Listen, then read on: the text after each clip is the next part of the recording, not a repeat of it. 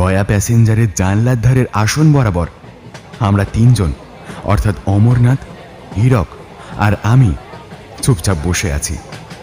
অনেকটা দৌড়াদৌড়ি করার ফলে আমার শরীর যথেষ্ট ক্লান্ত, চোখে হালকা তন্দ্রা নেমে এসেছে। কিন্তু হীরক এখনো চনমনে। অমরনাথের সাথে একটানা বক বক করে চলেছে ও। ওদের কথাবার্তা শুনে বুঝলাম দৌড়াতে দৌড়াতে আমার আগেই নাকি ও ট্রেনে উঠে তারপর আমাকে ট্রেনে তুলেছে। শুনলাম হীরক অমরনাথকে বলছে, হ্যাঁ, আমাদের আপনার যাত্রার সঙ্গী করবেন? যাত্রা সঙ্গী? অসম্ভব। ও, অসম্ভব? কিসের অসম্ভব? তোমরা গৃহী মানুষ, সংসার ধর্ম পালন করো, কেন এই পথে ফালতু ফালতু আসতে চাও? আমার পথ বড় বিপদ সংকুল, দেখলেই তো, পদে পদে মৃত্যুর হাত ছানি। তা হোক, তবু আমরা আপনার সঙ্গে থাকব। ও, অনুগ্রহ করে আমাদের এই আবদার বঞ্চিত করবেন না। এই আপনার দুটো হাতে পড়েছি। হাত জোর করতে হবে না, যা বুঝলাম কিছুতেই শুনবে না তুমি। তোমার কপালের মৃত্যুর ডঙ্কা বাজছে। আচ্ছা আচ্ছা, খুব তো আমাদের করে যাচ্ছ। নিবারণকে একবার জিজ্ঞেস করে দেখো, নিজে ভয়ঙ্কর জগতের দিকে এগিয়ে যাবে বলে ওকেও নিয়ে যাবে। সে আপনি নিশ্চিন্ত থাকুন, ওর সিদ্ধান্ত হ্যাঁ ছাড়া না হবে না। কি নিবারণ, তাই তো? মৌনম সম্মতি লক্ষণম। তাই একটু হেসে চুপচাপ তাকিয়ে রইলাম জানলার দিকে। বাইরের দৃশ্যপট ট্রেনের গতির সাথে পাল্লা দিয়ে পরিবর্তন হয়ে যাচ্ছে দ্রুত থেকে দ্রুততরভাবে। আর আমরা এগিয়ে চলেছি আমাদের পরবর্তী গন্তব্যস্থল গয়ার দিকে।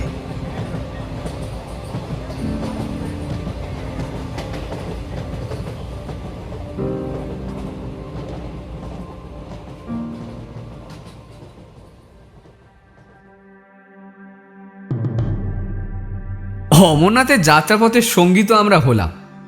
যাত্রাপথে তার সাথে নানান গল্প ও আলোচনা তো চললই, কিন্তু তারপর যা হলো, বাপরে বাপ। ও নমস্কার, আমি হীরক, আর আপনাদের জন্য আজ থাকছে অমরনাথের দ্বিতীয় অভিযানের গল্প। সত্যি বলতে জীবনে এরকম কোনো অভিজ্ঞতা যে হবে তা কল্পনাও করিনি। যাই হোক, আপনারা তবে শুনে ফেলুন তাড়াতাড়ি এই অভিজ্ঞতার গল্প। শুরু হচ্ছে লেখক নূপুর চক্রবর্তীর লেখা অমরনাথ তান্ত্রিকের গল্প, অমরনাথ তান্ত্রিক ও কালচক্র।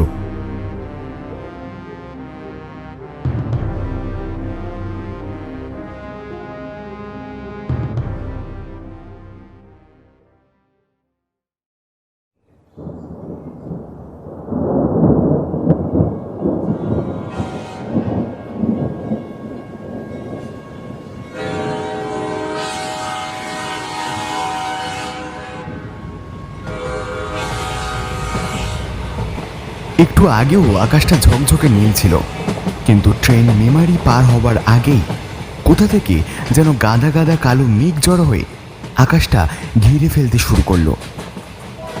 দিগন্ত বিস্তৃত সবুজ ধানক্ষেতকে দুপাশে সরিয়ে রেখে দুরন্ত গতিতে ছুটে চলেছে গয়া প্যাসেঞ্জার মেল।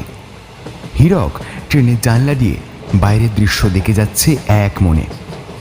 অমরনাথ এখন আমাদের মাঝখানে বসে চোখের সামনে গতকাল সন্ধ্যার সেই ছেঁড়া তুলোটে কাগজের পুঁথিটা ধরে রেখেছে।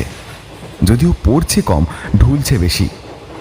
মাঝে মধ্যেই ট্রেনের ঝাঁকুড়িতে ধর্মর করে সোজা হয়ে খুব মনোযোগ দিয়ে পুঁথির পাতাগুলো সাবধানে উল্টে উল্টে পড়ার চেষ্টা করছে। আবার পরক্ষণেই চোখ বন্ধ হয়ে আসছে তার। বেশ কিছুক্ষণ দেখার পর আমি হেসে বললাম, এই যে শুনছেন? আরে ও অমরনাথ, হয় বইটা পড়ুন, নাহলে ওটাকে যথাস্থানে রেখে ঘুমান। এভাবে বইটা খুলে হাতে নিয়ে বসে থাকলে ওতে বইয়ের সম্মান বিন্দু মাত্র বাড়বে না মশাই। কি বলছো নিবারণ? আমি ঘুমাচ্ছি? হতেই পারে না। আমি আসলে ওই একটু বইটা থেকে আহরণ করছিলাম আর কি। হ্যাঁ, বুঝেছি। আপনার নাসিকা গর্জন তার প্রমাণ দিয়েছে। অমরনাথ আমার দিকে কটমট করে তাকিয়ে বইটা ঝোলায় ঢোকাতে ঢোকাতে বলল, উফ, একটু একটু শান্তিতে ইয়েও করতে দেবে না তোমরা? ঠিক আছে ঠিক আছে, আপনার অসুবিধার জন্য আমি আন্তরিকভাবে দুঃখিত। আচ্ছা অমরনাথ, যদি কিছু মনে না করেন তাহলে আপনাকে কয়েকটা প্রশ্ন করতে পারি? অদ্ভুত তো, প্রশ্নগুলো না শুনে আগে থেকে মনে করব কি করে? হ্যাঁ তাও ঠিক। আচ্ছা আমি তাহলে করি। হ্যাঁ হ্যাঁ, ব্যাপারটা হচ্ছে যে বলছি, আপনার পুরো পরিচয় কিন্তু আমরা পাইনি। মানে ধরুন আপনার পরিবার বা আপনার ঘর বাড়ি। পূর্বজীবনের কথা আমাদের বলা বারণ। বলা বারণ? আচ্ছা এই ব্যাপার, মাফ করবেন, আমি আসলে জানতাম না। ঠিক আছে, ওই বিষয়ে আর কোনো প্রশ্ন তাহলে আমি করছি না। কিন্তু এটা জানতে তো বাধা নেই যে আপনি অদ্ভুত অবিশ্বাস্য ঘটনাগুলোর সমাধান করেন কিভাবে? আসলে কি বলো তো নিবারণ, সেটা আমি নিজেও ঠিকঠাক জানি না। শুধু কোনো ক্রিয়া শুরু করার আগে ধ্যানে বসলে মনে হয় যে আমার পরম পূজনীয় গুরুদেব যেন আমার মধ্যে উপস্থিত হয়েছেন, আর আমার হাত দিয়েই তিনি করিয়ে নিচ্ছেন জগতের মঙ্গলের কাজ। যা, এ আবার হয় নাকি? না, আবার কি আছে? আমাকে তো তোমরা মন্ত্রপাঠ করতে শুনেছ। হ্যাঁ অবশ্যই। কিন্তু আশ্চর্যের ব্যাপার কি জানো, আমি সংস্কৃত ভাষায় একদম সড়গড় নই। বললেই হলো, আমি বিশ্বাস করি না। তুমি বিশ্বাস না করলেও কি আর সত্যটাকে পাল্টানো যাবে? কথাবার্তার মাধ্যমে বুঝতে পারলাম অমরনাথ আমার প্রশ্নের সঠিক উত্তর কখনোই দেবে না, শুধু হেঁয়ালি করে যাবে। বাধ্য হয়ে প্রসঙ্গ তাই পাল্টে ফেললাম। আচ্ছা বলছি, আমরা তো এখন আপনার যাত্রাপথের সঙ্গী। হ্যাঁ হয়তো। হ্যাঁ হয়তো? হয়তো আবার কি? আমরা তো সঙ্গী তো। আর তাই বলছি যে আপনি আপনি করে কথা বলতে না কেমন বাদো বাদো ঠেকছে। তাই যদি তুমি করে বলি তাতে আপনার কোনো অসুবিধা? স্বচ্ছন্দে ডাকতে পারো, আমি কিছুই মনে করব না। জানলার দিক থেকে মুখ না ফিরিয়ে হীরক মুচকি এসে বলল, বাহ, প্রস্তাব মন্দ নয় নিবারণ। এবার থেকে তবে আমরা অমরনাথকে তুমি করেই বলবো।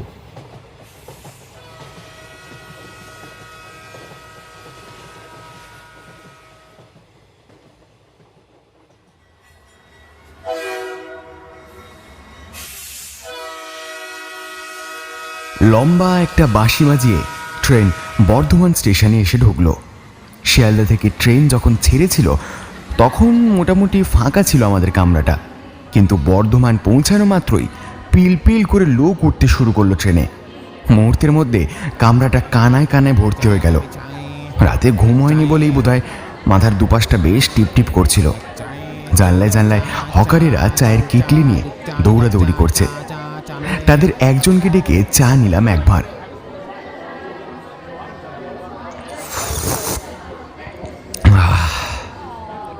গরম চায়ে চুমুক দিতেই সমস্ত শরীরে একটা চরমনে অনুভূতি বোধ হলো।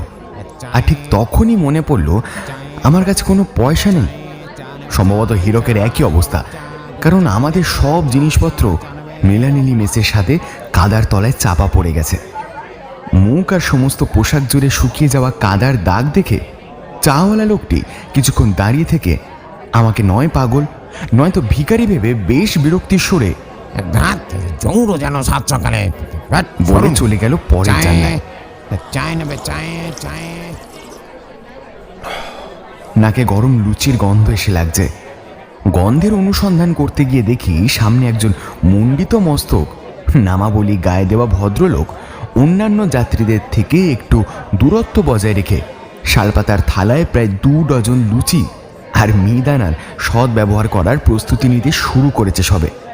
পাশে 15-16 বছরের একটা বালক কুঁজো নিয়ে দাঁড়িয়ে রয়েছে, আর মাঝে মাঝেই সেই কুঁজো থেকে জল নিয়ে ভদ্রলোকের চারপাশে ছিটিয়ে যাচ্ছে।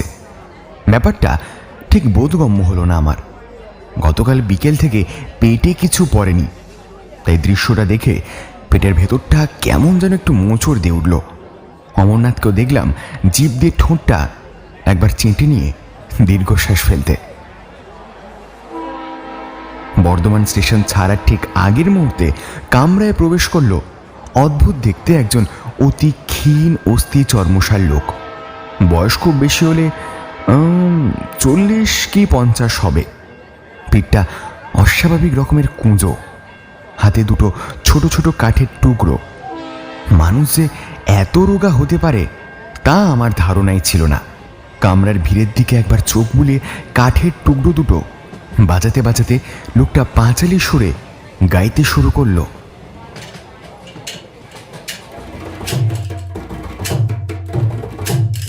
শুনুন শুনুন বাবুজন, শুনুন দিয়া বোন, বল্লভপুরের কাহিনী আজ করিব বর্ণন। বৈষ্ণব দেবী পীঠস্থান নবদ্বীপ নাম, সেথা হইতে আসিল এক ব্রাহ্মণ। সেথা হইতে আসিল এক ব্রাহ্মণ, দীনলাহিড়ী নাম। রাজনন্দিনী নামে তাহার এক স্ত্রী আসিল, রূপ দেখিয়া গ্রামে সবাই ধন্য ধন্য করিল। ভালোবাসা বড় মধুর কিন্তু নিদারুণ জ্বলন, ভালোবাসিতে গিয়া এই কন্যা ডাকিয়া নিল বিপদ ভীষণ। মরক লাগিল দিকে দিকে, আছড়াইয়া পড়িল সাপ, কৃষ্ণ পূজা হইল বন্ধ, নিখোঁজ হইল বা। বাবুরা বাবুরা কিছু পয়সা দিন বাবু, দুটো মুড়ি কিনে খাই। গতকাল থেকে কিছু খাওয়া জোটেনি। বাবু কো, ও বাবু, ও বাবারা, বাবারা। আমরা তিনজনই বিভোর হয়ে ওর কথাগুলো শুনছিলাম, কিন্তু এর মধ্যে একটা কাণ্ড ঘটে গেল। গাইতে গাইতে সে হঠাৎ হোঁচট খেয়ে সেই মুন্ডিত মস্তক লোকটির গায়ের উপর পড়ে গেল, আর সাথে সাথেই লোকটি বিকট চিৎকার করে পায়ের খড়মটা খুলে তার গালে দু ঘা বসিয়ে অর্ধচর্বিত লুচির টুকরো গলাদ্যকরণ করতে করতে প্রবল ধমকে সুরে বলল, আরে আরে ওরে পাষণ্ড নরাধাম, কি নাম তোর? আগে বাবু বাবু শ্রীদাম মুচি। ছোট লোক বেজাত, তুই মুচি হয়ে ব্রাহ্মণ সন্তানকে ছুঁয়ে দিলি? ছ্যা, আমাকে আবার গঙ্গা নইতে হবে। ওরে ও পাচু, ওরে ও কোথায় গেলি রে? আরে গোটায় জিনিসপত্রগুলো গোটা রে। মাফ করুন বাবু, বড্ড গরিব মানুষ বাবু, বড্ড গরিব। গরিব? হারামজাদা, তোর গরিবই আমি গুছিয়ে দিচ্ছি। মুচির সন্তান হয়ে এই কাব্যশ্রেষ্ঠ বিপদভঞ্জন ভট্টাচার্যের গায়ে পড়ার ফল কি হতে পারে হাড়ের দ্বারা টের পাওয়াচ্ছি তোকে। তারা বিপদভঞ্জন আবার খড়ম তুলতেই এবার ডান হাতটা খপ করে ধরে ফেলল অমরনাথ। অপ্রত্যাশিত এই ঘটনায় হক চকিয়ে গেল কামরার অন্য সবাই। এই কে আপনি? বাবা গো, যা নোংরা! সকালে কার মুখ থেকে উঠেছিলাম কে জানে। এই ট্রেনেই আমার জাতকুল সব বিসর্জন দিয়ে যেতে হবে দেখছি। হাত ছাড়ুন বলছি, কিন্তু নাহলে খুব খারাপ হয়ে যাবে। আপনি বোধহয় জানেন না আমি কে। আমি আপনি যেই হন না কেন, কোনো ব্রাহ্মণ নন। কি? আমি ব্রাহ্মণ নয়? দেখে মনে হচ্ছে না আমি ব্রাহ্মণ নয়। আপনি জানেন পূজা অর্চনা সন্ধ্যা আহ্নিক ছাড়া আমি জলস্পর্শ করি না। আমার বাবা ঈশ্বর গঙ্গারঞ্জন পণ্ডিত এক নামে পরিচিত ছিলেন। এখানে কত তর্ক সভায় অংশ নিয়েছিলেন তিনি, জানেন আপনি? দেখুন, আপনার বাবার সাথে যেহেতু আমার দেখা হয়নি, তাই ওনার সম্বন্ধে আমি কোনো মন্তব্য করতে পারবো না। তবে আপনাকে যতটুকু দেখেছি তাতে বুঝতে পেরেছি যে আপনি ব্রাহ্মণ হওয়ার যোগ্য নন। এই যে মশাই, আপনি জানেন আপনি ব্রাহ্মণ কি? ভণ্ড সন্ন্যাসী একটা। ব্রাহ্মণের যে 9টি গুণ, সম, দম, তপ, শৌচ, ক্ষান্তি, সরলতা, জ্ঞান, বিজ্ঞান, আস্তিক্য, এসব একটাও আপনার মধ্যে আছে কি? নিজের বিবেককে একবার প্রশ্ন করে দেখুন তো। ব্রাহ্মণ মানে একে ছুলে নাইতে হবে, ও চণ্ডাল, ও মুচে, ওর ছায়া মারানো যাবে না, এসব নয়। সমস্ত পরিস্থিতি এক মুহূর্তে কিরকম বদলে গেল। বিপদভঞ্জনের অত হাঁক ঢাক সমস্ত স্তব্ধ হয়ে গেল নিমেষেই। খাবারটা সেখানেই ফেলে রেখে সে থমথমে মুখে ভিড়টা কোনো রকমে কাটিয়ে চলে গেল কামরার অন্য প্রান্তে। ওদিকে শ্রীরাম মুচি তখনও ঠকঠক করে কাঁপছে। অমরনাথ তাকে হাতে ধরে নিজের জায়গায় বসিয়ে দিয়ে বলল, না বসো বসো, শান্ত হও শান্ত হও। তোমার বাড়ি কোথায়? কে কে আছে বাড়িতে? আর এরকম শরীর নিয়ে কেউ রাস্তায় বেরোয়? এ সংসারে আমি একা ঠাকুর, আমার আর কেউ নেই ঠাকুর। আমি ঠাকুর বাকুর নই শ্রীদাম, তোমার মতো একজন সাধারণ মানুষ। জল খাবে? না না, আমি ঠিক আছি। আপনি আমাকে বিপদ থেকে বাঁচিয়েছেন, আপনি আমার ঠাকুর। তা বলি, আপনি যাচ্ছেন কোথায়? কোনো তীর্থে নাকি? হ্যাঁ, একটু গয়া যাচ্ছি। সর্বনাশ, তাহলে ট্রেনে উঠেছেন কেন? মানে কেন, গাড়ি তো গয়া যাচ্ছে। না, এইটা আসাম মেল, গুয়াহাটি যাচ্ছে। আমরা তিনজনেই সমস্যারে চেঁচিয়ে উঠলাম। সর্বনাশ করেছে। এখন কি হবে? ভিড়ের মধ্যে থেকে কি একজন বলে উঠল, এ গাড়ি একেবারে বোলপুরে গিয়ে থামবে, ওখানে নেবে বর্ধমানের ট্রেন ধরে নেবেন। হীরক হতাশ হয়ে কপাল চাপড়াতে লাগলো, কিন্তু অমরনাথ নির্বিকার। এমন একটা ভাব যেন গয়া না গিয়ে আসাম গেলেও কোনো সমস্যা নেই। ভগবান যখন সমস্যার সৃষ্টি করেন, বোধহয় তার মধ্যে সমস্যার উপায়টাও বাতলে দেন। কারণ কোনো এক অজানা কারণে ট্রেনের গতি হঠাৎ করেই কমতে শুরু করলো। হীরক জানলা দিয়ে বাইরেটা দেখে নিয়ে দুম করে লাফিয়ে উঠে আমার আর অমরনাথের হাত দুটো ধরে বলল, এই সুযোগ, নামতে হবে নামতে হবে। ও ওঠো নিবারণ, অমরনাথ তৈরি হও তৈরি হও। এই কি কি কি কি বলছো হীরক? কোথায় নামবে? হীরকের আচরণের মাথা মুন্ডু না বুঝে জিজ্ঞেস করলাম আমি। নিবারণ, ট্রেন যে গতিতে চলছে তাতে নির্বিঘ্নে নেমে যাওয়া যায়। বর্ধমান ছাড়িয়ে আমরা বেশি দূর আসিনি। আরে কি বলছো তুমি? এই চলন্ত গাড়ি থেকে নামবে? তোমাদের বুঝিয়ে ফালতু সময় নষ্ট, যা করার আমাকেই করতে হবে দেখছি। হীরক জোর করে আমাদের দুজনকে দু হাত ধরে টানতে টানতে নিয়ে গেল দরজার কাছে। গাড়ির গতি তখন একদম কমে এসেছে। দরজা থেকে মাথাটা বাড়িয়ে দেখলাম ট্রেন তখন সম্পূর্ণ একটা ন্যাড়া স্টেশনে ঢুকছে। সিগন্যাল ডাউন, অর্থাৎ ট্রেন দাঁড়াবে। প্ল্যাটফর্মের শুরুতেই আধভাঙা তোবড়ানো ট্রেনের বোর্ডে লেখা আছে লাশপুর। মনে হয় আগে কোনো অক্ষর ছিল, কিন্তু হয়তো রোদ ঝড় বৃষ্টিতে মুছে গেছে সেটি।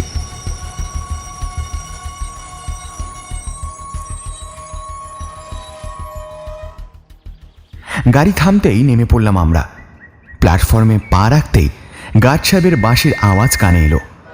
কান ফাটানো হুইসেল দিয়ে এক রাশ কালো ধোঁয়ার সাথে কিছু সাদা ধোঁয়া স্টেশনে ছড়িয়ে দিয়ে ট্রেন আবার চলতে শুরু করলো। উফ, কি ভাগ্য আমাদের! নেহাত দাঁড়িয়ে পড়েছিল, নাহলে সেই বোলপুর গিয়ে নামতে হতো। কিন্তু এখান থেকে বর্ধমানের ট্রেন কখন তা তো আমাদের জানা নেই। বলা ভালো, জানিয়ে দেওয়ার কোনো লোকও নেই, কারণ সমস্ত স্টেশন জনমানবহীন।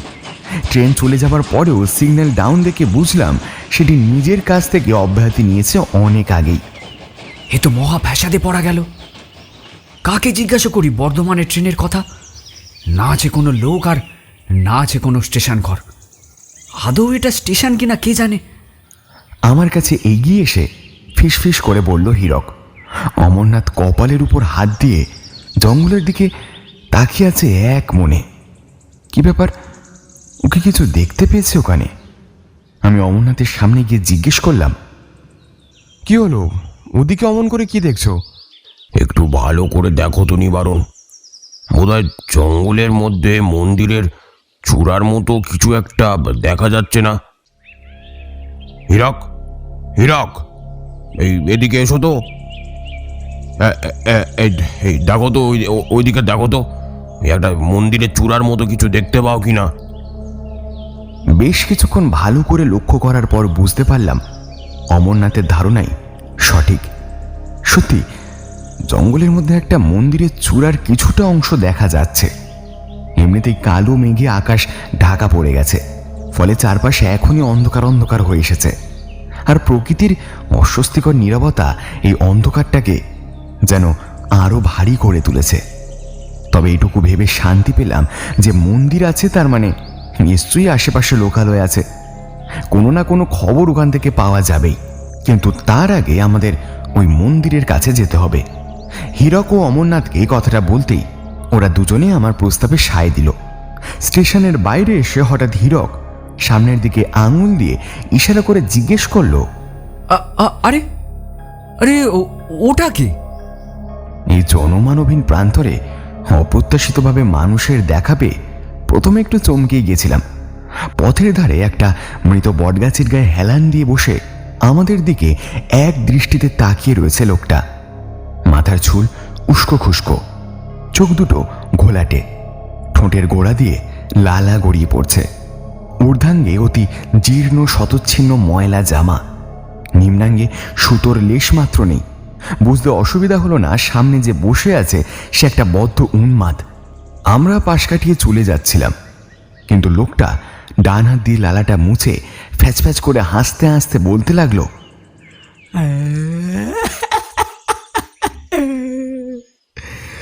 কামিনী কাঞ্চনে কবু না দিও মন, যদিও সে হয় বেশ, ধন সম্পদ জীবন যৌবনে, দাঁড় পড়লে সব শেষ।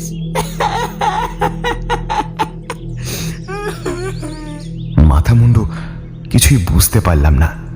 হীরক ধুৎ, পাগল একটা। বলে হাঁটতে শুরু করলো খালের দিকে। আমরাও হেসে ওকে অনুসরণ করলাম।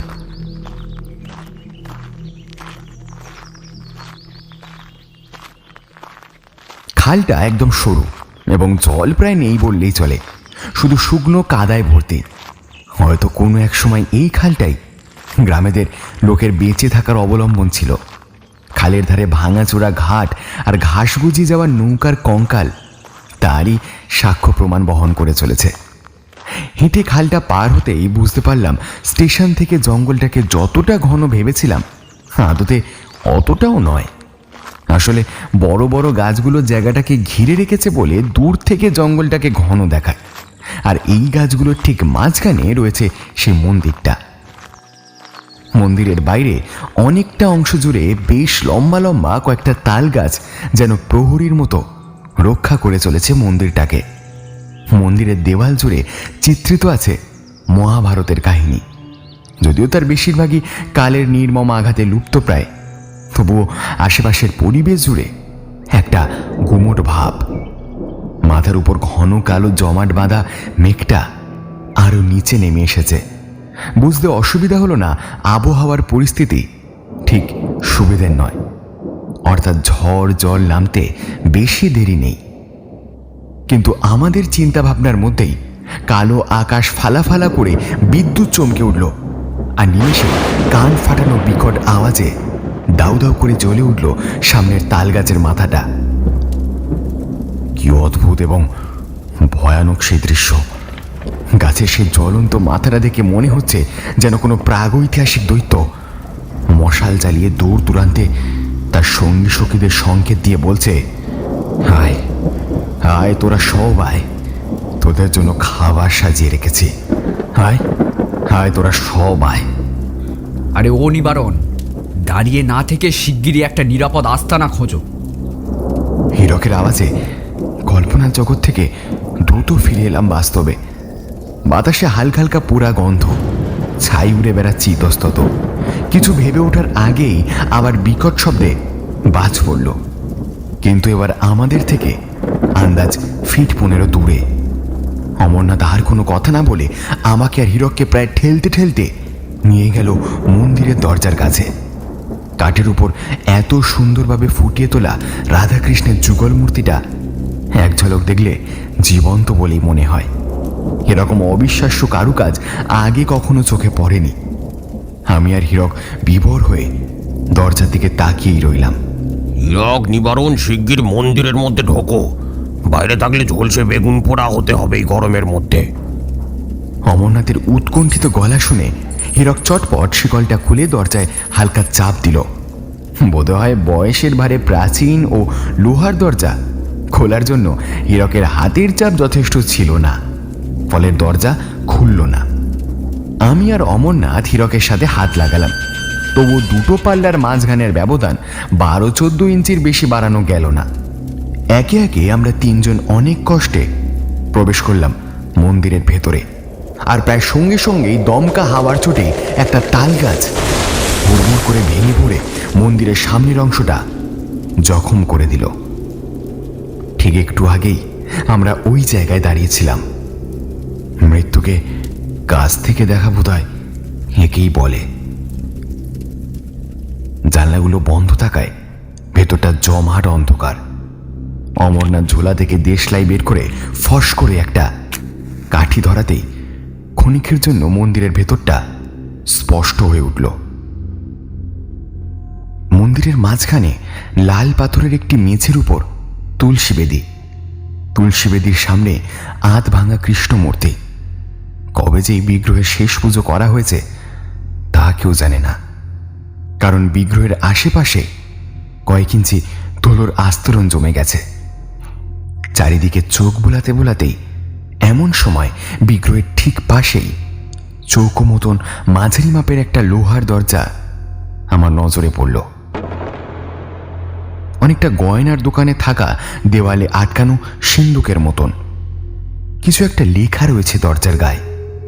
কৌতূহলবশত পড়তে গেলাম সেটা, কিন্তু তার আগেই দেশলাইয়ের আগুন গেল নিভে। অমরনাথ আবার দেশলাইয়ের আর একটা কাঠি ধরিয়ে এবার নিজেই এগিয়ে গেল সেই দরজার দিকে। পেছন পেছন আমরাও। হঠাৎ হীরক বিগ্রহের সামনে হাঁটু মুড়ে বসে লোহার দরজার উপর ঝুঁকে পড়ে বলল, আরে এটা কিভাবে সম্ভব হয়?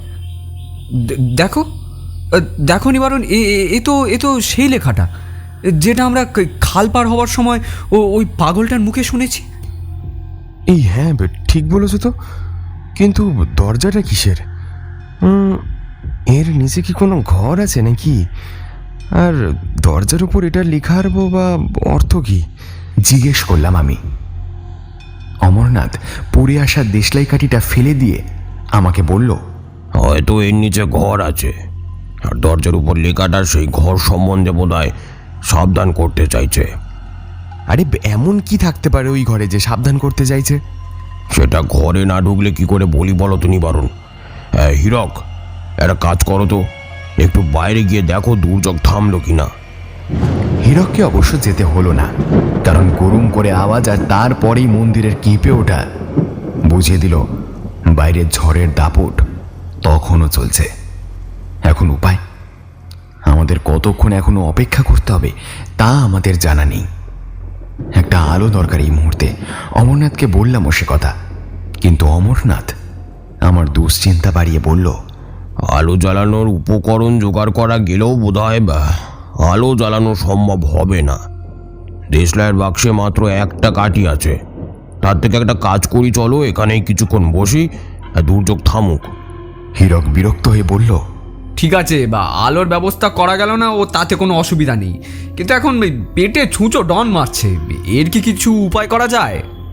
আমি কিছু বলতে যাচ্ছিলাম, কিন্তু তার আগেই অমরনাথ জবাব দিল, আমি বাবু তোমাদের প্রথমেই বলেছিলাম আমার এই পথ অত্যন্ত কষ্টকর, তোমরা এসো না। কিন্তু না, ওনারা এলেন আমার পিছন পিছন। হীরক আর কোনো কথা বলল না। বলা ভালো, কথা বলার মতো যুক্তি হয়তো ওর কাছে আর ছিল না। আমরা তিনজন মেঝেতে পাশাপাশি দেওয়ালে হেলান দিয়ে বসে রইলাম। এবার মশার উৎপাত শুরু হলো। শরীরের উন্মুক্ত অংশগুলোতে আছড়ে পড়তে লাগলো মশককুলের গোষ্ঠীবদ্ধ আক্রমণ, আর আমরাও সারা শরীরে চাপড় মেরে সেই আক্রমণের জবাব দিতে লাগলাম। কটা বাজে এখন তাও জানি না, জেনে বোধহয় লাভও নেই, কারণ আমাদের কাছে সময় অনন্ত আর অফুরন্ত। তাকে মানুষের তৈরি হিসেব দিয়ে বোঝাই যাবে না।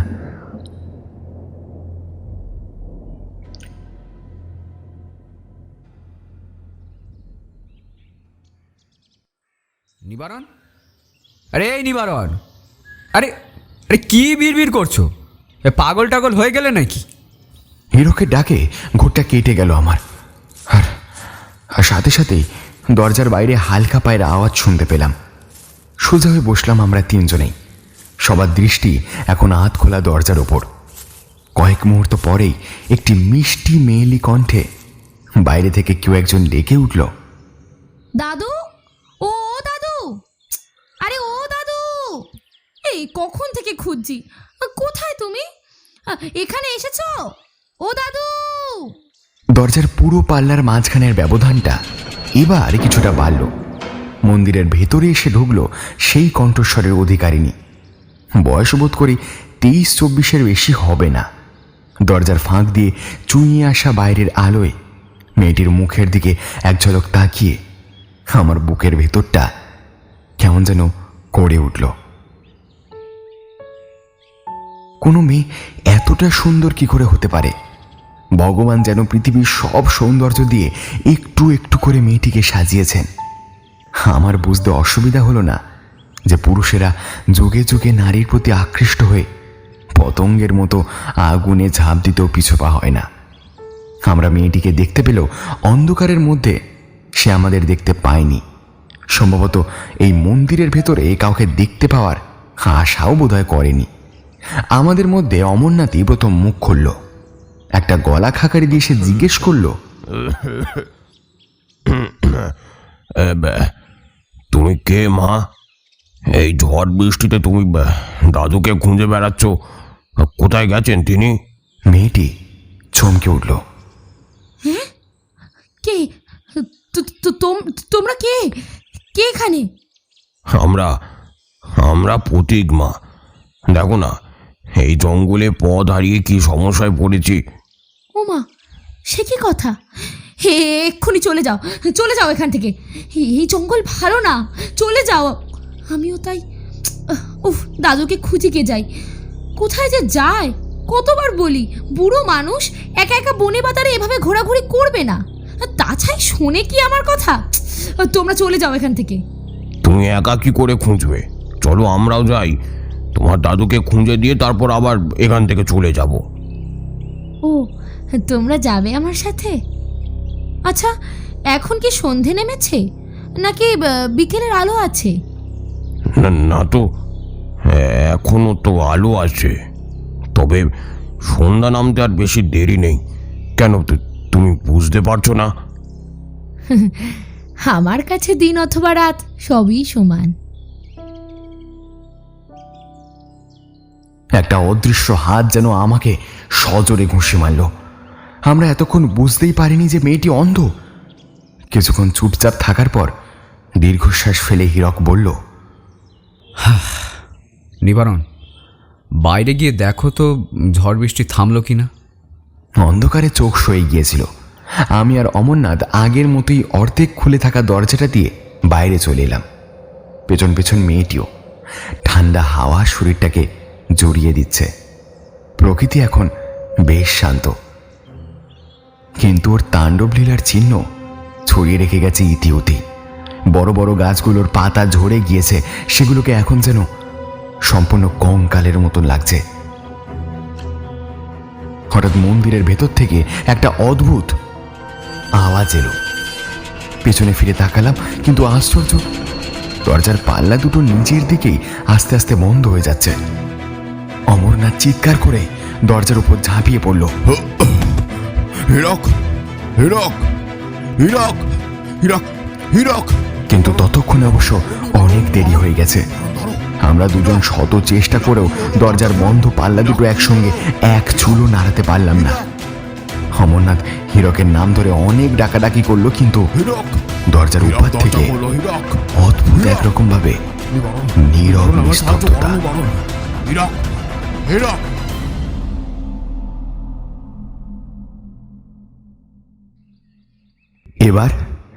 এবার কি হবে? হীরককে উদ্ধার করব কিভাবে? অমরনাথের হীরক দুজনের ওপর রাগ হলো ভীষণ। কি দরকার ছিল অমরনাথের সঙ্গী হবার? আজকে ওদের জন্যই প্রায় মৃত্যু মুখে এসে পতিত হয়েছি আমরা। কিন্তু পরক্ষণেই মনে হলো, এসব স্বার্থপরের মতো কি ভাবছি আমি। অমরনাথ নিঃস্বার্থভাবে আমাদের বিপদে ঝাঁপিয়ে পড়েছিল, আর আমি কিনা ছি। অমরনাথকে জিজ্ঞেস করলাম, এখন কি হবে অমরনাথ? ঘটনার আকস্মিকতায় বোধহয় সেও স্তম্ভিত হয়ে গেছিল। একটু চুপ করে থেকে কিছুটা ধাতস্থ হবার পর অমরনাথ বলল, হ্যাঁ নিবারণ, হীরককে উদ্ধার করার জন্য এই মেয়েটার উপর ভরসা করতে হবে। দরজার যা অবস্থা, তাতে আমাদের দুজনের পক্ষে খোলা সম্ভব নয়। তাছাড়া এত ডাকাডাকির পরেও হীরকের কোনো আওয়াজ পেলাম না। এখন ওই মেয়েটাই পারে আমাদের কাছাকাছি লুকালার হদিশ দিতে। কিন্তু কিন্তু কিন্তু কিন্তু মেয়েটি যে অন্ধ। সব সম্ভব নিবারণ, সব সম্ভব। ভগবান যখন পঞ্চেন্দ্রিয়ের একটি কেড়ে নেন, তখন অন্য ইন্দ্রিয়গুলোকে তার পরিপূরক হিসেবে আরও শক্তিশালী করে দেন। সামনের ঘাসগুলোর দিকে তাকিয়ে দেখো একবার, কিছু বুঝতে পারছো? সত্যি অমরনাথের পর্যবেক্ষণ শক্তির তারিফ করতে হয় বটে। আমি এতক্ষণ দাঁড়িয়ে রইলাম, অথচ জিনিসটা নজরেই পড়েনি আমার। মন্দিরের চাতাল যেখানে শেষ হয়েছে, ঠিক সেখান থেকেই ঘাসের মধ্যে দিয়ে একটা সরু রেখা চলে গেছে জঙ্গলের ভেতরে। অর্থাৎ বেশ বোঝা যায় খুব কম হলেও এদিকে লোকজনের যাওয়া আসা আছে, মানে ধারে কাছেই জনবসতিও আছে। তবে শুধুমাত্র এই অনুমানের ওপর ভরসা করে এগিয়ে যাওয়া কি উচিত হবে? কি ভাবছো নিবারণ? তোমার কথা আমি বুঝতে পারছি, কিন্তু স্রেফ একটা আন্দাজের বশে এই রাস্তা দিয়ে এগোনোটা আমার মনে হয় নিরাপদ হবে না অমরনাথ। হোক না রাস্তাটা অজানা, থাক না পথটা অন্ধকারের আড়ালে, ক্ষতি কি তাতে? আচ্ছা মা, তোমাদের বাড়ি এখান থেকে কত দূর জানো? মেয়েটি এতক্ষণ ধরে কি ঘটেছে তা বোধহয় বুঝতে না পারলেও কিছুটা আন্দাজ করতে পেরেছে। তাই কাঁদো কাঁদো গলায় কিছুটা সগক্তির স্বরে সে বলল, তোমাদের কেউ কি ওই মন্দিরের ভেতরে আটকে গেছে? আমার মাও জানো তো আটকে গিয়েছিল, আর ফিরে আসেনি। আমার দাদু অনেক চেষ্টা করেছিল দরজা খোলার, কিন্তু কথাগুলো শুনতে আমার একদম ভালো লাগছিল না। একটু বিরক্ত হয়ে জিজ্ঞেস করলাম, ওসব বাদ দাও, তোমার বাড়িটা আগে কোথায় বলো তো? এই তো একটু এগিয়েই বল্লভপুর গ্রামে। আমাদের নিয়ে যাবে মা? আমার দাদুকে খুঁজে দেবে বলো আগে। নিশ্চয়ই। তাহলে আমার হাতটা একটু ধরো। বন্ধ দরজার দিকে একবার তাকিয়ে মেয়েটার হাতটা ধরে হাঁটতে শুরু করলাম আমরা দুজন।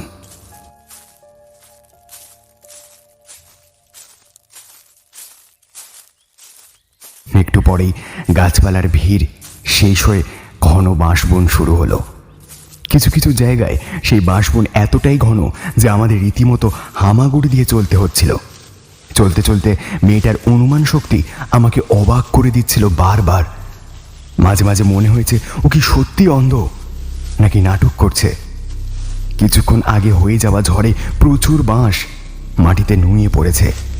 এবার তার মধ্যে শুরু হলো নতুন বিপদ। বাঁশবনের ফাঁকে ফাঁকে বড় বড় কাঁটার জঙ্গল, এক একটি কাঁটা প্রায় 2 থেকে 3 ইঞ্চি লম্বা। তাই খুব সাবধানে পা ফেলতে হচ্ছিল আমাদের। অমরনাথ, আরে আরে আরে এই অমরনাথ, কোথায় কোথায় যাচ্ছ ওদিকে? আরে কাঁটা ফুটবে তো, বাবারে কাঁটা ফুটবে তো পায়ে। এদিকে এসে দেখো একবার। হাত দুয়েক দূরে একটা বাঁশঝাড় আমাদের পথরোধ করে দাঁড়িয়েছিল। অমরনাথ সেই বাঁশঝাড়ের আড়ালে দাঁড়িয়ে আঙুল দিয়ে ইশারা করে সামনে দেখিয়ে দিল।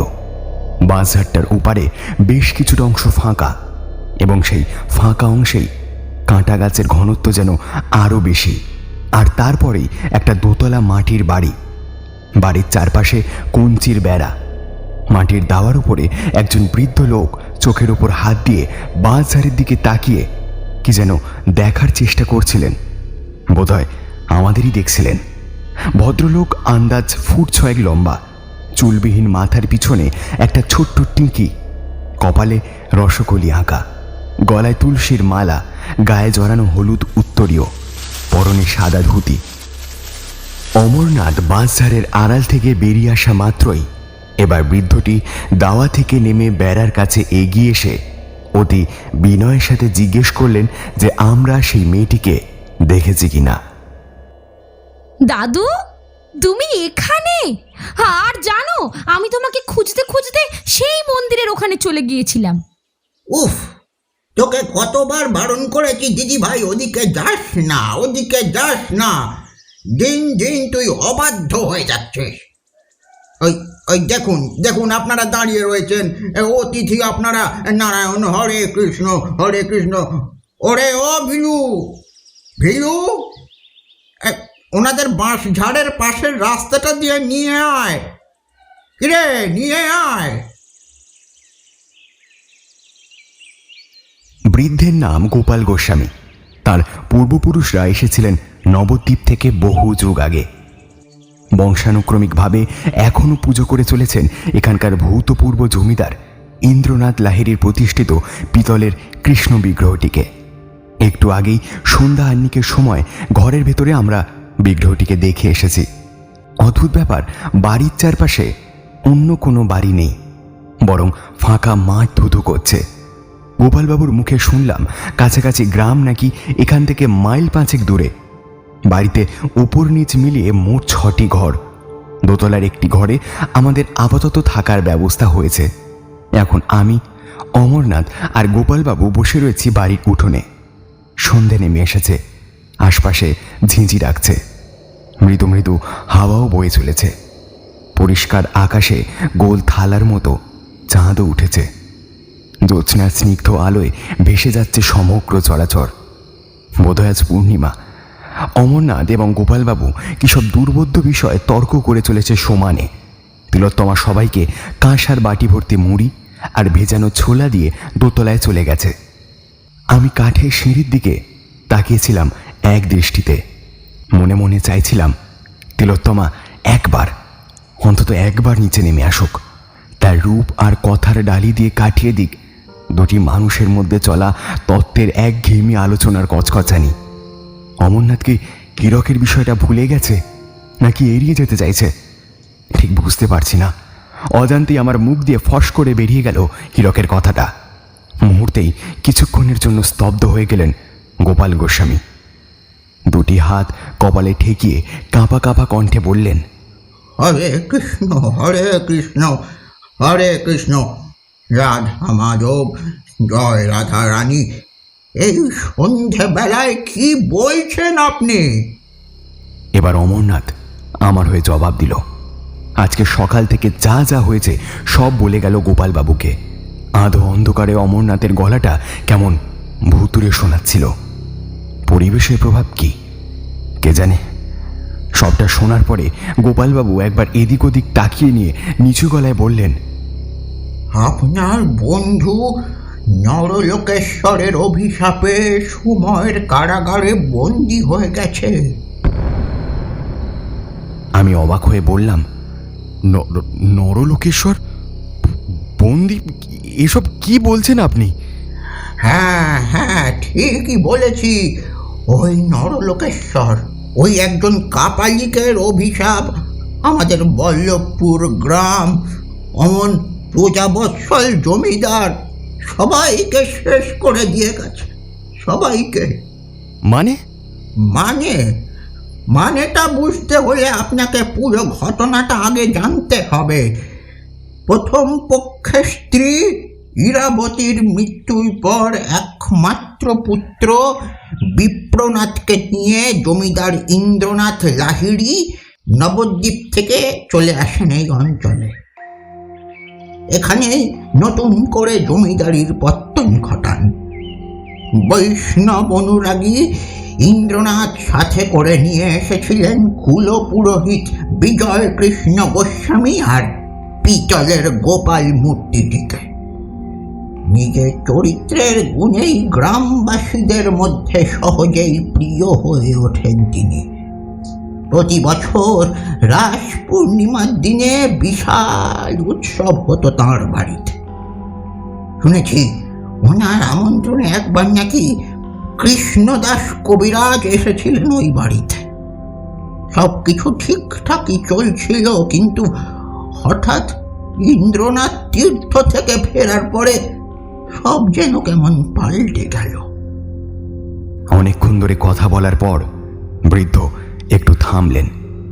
তারপর উঠে গিয়ে দাওয়ার কোণে রাখা মাটির কলসি থেকে এক ঘটি জল গড়িয়ে নিয়ে কয়েক ঢোক খেয়ে আর কিছুটা কপাল আর ঘাড়ে দিয়ে নিজের জায়গায় ফিরে এসে পুনরায় বলতে শুরু করলেন, ইন্দ্রনাথ তীর্থ থেকে ফিরে এসেছিলেন, কিন্তু একা ফিরে আসেননি। রাজনন্দিনী নামে নিজের থেকে অর্ধেক বয়সের একটা মেয়েকে বিয়ে করে নিয়ে এসেছিলেন। অবাক হচ্ছেন নিশ্চয়ই। অবাক হওয়ারই কথা, কিন্তু প্রেম যে কোনো বাধা বিপত্তি মানে না। স্বয়ং শ্রী রাধিকাই তো কত প্রতিকূলতা পেরিয়ে কৃষ্ণ অভিসারে গিয়েছিলেন। তা যাই হোক, বিয়ে তো করে ফেললেন, কিন্তু সদ্য বিবাহিত স্ত্রীকে রাখবেন কোথায়? ঘরে রাখলে অপমান আর সমাজচ্যুত হওয়ার ভয়। তাই প্রচুর পয়সা খরচ করে পশ্চিম থেকে শ্রমিক নিয়ে এসে বাড়ি থেকে একটু দূরে তিনি বিলাসবহুল গুপ্ত কক্ষ নির্মাণ করেন। লোকে যাতে বুঝতে না পারে তার জন্য সেই গুপ্ত ঘরের উপরে একটি মন্দির প্রতিষ্ঠা করে দেন, যেখানে এখন আপনার বন্ধু আটকা পড়ে আছে। ওখানে জমিদার বাড়ি থেকে ওই ঘরে যাওয়ার জন্য অত্যন্ত গোপনে একটি সুড়ঙ্গ পথ তৈরি করা হয়েছিল। কিন্তু রূপ আর কৌতূহল যে বড় ভয়ঙ্কর জিনিস, সংবরণ করতে না পারলে দগ্ধে দগ্ধে মরা সমূহ সম্ভাবনা। পুত্র বিপ্রনাথ তখন সদ্য যৌবনের কোঠায়। আগুন আর আগুনের খাবার যে একসাথে রাখতে নেই, এ কথা বোধহয় ইন্দ্রনাথ ভুলেই গিয়েছিলেন। একদিন বাবার অসাবধানতার সুযোগে সেই সুড়ঙ্গের খোঁজ পান বিপ্রনাথ। রাজনন্দিনীও বোধহয় বদ্ধ জীবনযাপনে হাঁপিয়ে উঠেছিলেন। তাকে মুক্তির পথ দেখিয়েছিল বিপ্রনাথ। ভালোবাসার প্রবল স্রোতে খড়কুটোর মতো ভেসে গেল সব সম্পর্ক। শুরু হলো দুজনের অবাধ মেলামেশা। ইন্দ্রনাথ ঘুণাক্ষরেও জানতেন না তাঁর আর রাজনন্দিনীর সম্পর্কের ফাটল ক্রমশ চওড়া হচ্ছে। একদিন বিপ্রনাথ একটু বেশি সাহসিকতার পরিচয় দিয়ে ফেললেন। রাজনন্দিনীকে সেই গুপ্ত ঘর থেকে নিয়ে এলেন নিজের কক্ষে, আর তাতেই ঘটল বিপদ। বলা ভালো, সেই দিন থেকেই লাহিড়ী বংশের নিশ্চিহ্ন হওয়ার সূচনা হলো। বিপ্রনাথ এবং রাজনন্দিনী দুজনেই ধরা পড়ে গেল ইন্দ্রনাথের কাছে। রাগে অন্ধ হয়ে ইন্দ্রনাথ সেদিন রাতেই নিজের হাতে সেই মন্দিরের মধ্যে ছেলে বিপ্রনাথকে জ্যান্ত কবর দিলেন। রাজনন্দিনীকে বন্দি করে রাখলেন গুপ্ত ঘরে। ঘুমন্ত গ্রাম জানতেও পারল না রাতে কি ভয়ঙ্কর ঘটনা ঘটে গেছে লাহিড়ী বাড়িতে। ইন্দ্রনাথকেও পরদিন থেকে আর দেখা যায়নি। সবাই ভেবে নিয়েছিল ইন্দ্রনাথ বোধহয় পুত্র সহ তীর্থে বেরিয়েছে। প্রথম থেকেই আমার পূর্বপুরুষের উপরে হুকুম ছিল কোনো পরিস্থিতিতেই বিগ্রহের নিত্য সেবার যেন বিঘ্ন না ঘটে। ফলে ইন্দ্রনাথের অনুপস্থিতিতেই নিয়ম করে পূজার্চনা চলত। মেয়ের কোনো খোঁজ না পেয়ে মাস চারেক পরে গ্রামে এসে উপস্থিত হলেন বিখ্যাত তান্ত্রিক নরালোকেশ্বর কাপালিক। যদিও তাঁর পরিচয় এবং রাজনন্দিনীর সম্পর্কে কেউ তখনও জানত না। যে বিষয়টা সবার অগোচরে রাখার জন্য ইন্দ্রনাথের এত পরিশ্রম, তা বিফল হয়ে গেল নিমেষে। জানা গেল রাজনন্দিনী আসলে কাপালিকের একমাত্র কন্যা। 4 দিন ধরে সারা গ্রামে তন্ন তন্ন করে খুঁজেও মেয়েকে না পেয়ে যখন তিনি ফিরে যাচ্ছিলেন, সেই সময় মন্দিরের দরজার সামনে রাজনন্দিনীর একটি শুকনো রক্তমাখা বালা দেখতে পান। ইন্দ্রনাথ, বিপ্রনাথ আর রাজনন্দিনীর একসাথে রাতারাতি উধাও হয়ে যাওয়ার ঘটনার পিছনে কারণটা ঠিক কি, এটা অনুমান করতে আর অসুবিধা হয়নি তাঁর। নরালোকেশ্বর মন্দিরের চাতালে ওই বালাটা আগুনে পুড়িয়ে দেন এবং যাওয়ার আগে অভিশাপ দিয়ে যান এই বল্লভপুর গ্রাম সময়ের কারাগারে বন্দী হয়ে লোকচক্ষুর অন্তরালে চলে যাবে। আমি মুগ্ধ হয়ে কাহিনীটা শুনছিলাম। কিছুক্ষণের জন্য ভুলেই গিয়েছিলাম আমরা কি কারণে এখানে এসেছি। গোপাল গোস্বামী আবারও চুপ করে রইলেন। আমি জিজ্ঞেস করলাম, সময়ের কারাগার ঠিক বুঝলাম না। আমার মতন অমরনাথ কাহিনীটা মন দিয়ে শুনছিল। এবার সে বলল, আমি শুধু ভাবছি একজন তান্ত্রিক কতটা শক্তিশালী আর দক্ষ হলে একটা পুরো গোটা গ্রামকে সময়ের কারাগারে বন্দি করে রাখতে পারে। বুঝলেন নিবারণ, এই সময়ের কারাগার তান্ত্রিকদের অতি গোপনীয় বিশেষ বিদ্যার পরিচয়। এই বিদ্যা লাভের সুযোগ খুব কম সাধকের জীবনেই হয়। এতে একটা বিশেষ অঞ্চলের সময়ের গতি মন্ত্র বলে সারা জীবনের মতো স্লথ করে দেওয়া যায়, অথবা ওই সময়ের মধ্যে আটকে রেখে গ্রামটাকেই অদৃশ্য করে দেওয়া যায়। সেখানকার বাসিন্দারা তা জানতেও পারে না যে তাদের সাথে কি ঘটেছে বা ঘটছে। একবার ভাবো নিবারণ, কতটা ভয়ঙ্কর এই অভিশাপ। তারা সবাইকে দেখতে পাচ্ছে, কিন্তু পৃথিবীর কেউ তাদেরকে দেখতে পাচ্ছে না। মানুষ হয়েও স্বাভাবিক মানুষের মতো জীবনযাপন করতে পারছে না তারা বুঝতেও পারছে না যে তাদের জন্য সময়টা থমকে গেছে সারা জীবনের মতো। হ্যাঁ, তা গোসাইজি, আপনার পূর্বপুরুষরা কি করে সময়ের কারাগার থেকে বাইরে রইলেন? রাধা মাধবের কৃপাই হোক অথবা কপাল গুণেই হোক, আমার পূর্বপুরুষরা সেদিন কেউ গ্রামে ছিলেন না, কিন্তু বাকিরা। চোখ থেকে কয়েক ফোঁটা জল গড়িয়ে পড়ল গোপাল গোস্বামীর। অমরনাথ তার হাঁটুর ওপর একটা হাত রেখে বলল, শোকের সংবরণ করুন গোসাইজি। আমি যদ্দূর জানি এই অভিশাপ থেকে মুক্ত হওয়ার একটাই রাস্তা আছে। আমি উতলা হয়ে জিজ্ঞেস করলাম, রাস্তা? কি সেই রাস্তা অমরনাথ? অমরনাথ কিছু বলার আগেই গোপাল গোস্বামী বললেন, পৃথিবীর সব কারাগারে যেমন বের হওয়ার রাস্তা আছে, তেমনি এতেও রয়েছে। যদিও রাস্তাটা আমাদের চোখে থাকে অদৃশ্য, কখনো কখনো সময় ক্ষণিকের জন্য অভিশপ্ত জায়গাটা পৃথিবীর মাটিতে প্রকট হলে তখন খুঁজে নিতে হয় রাস্তাটা।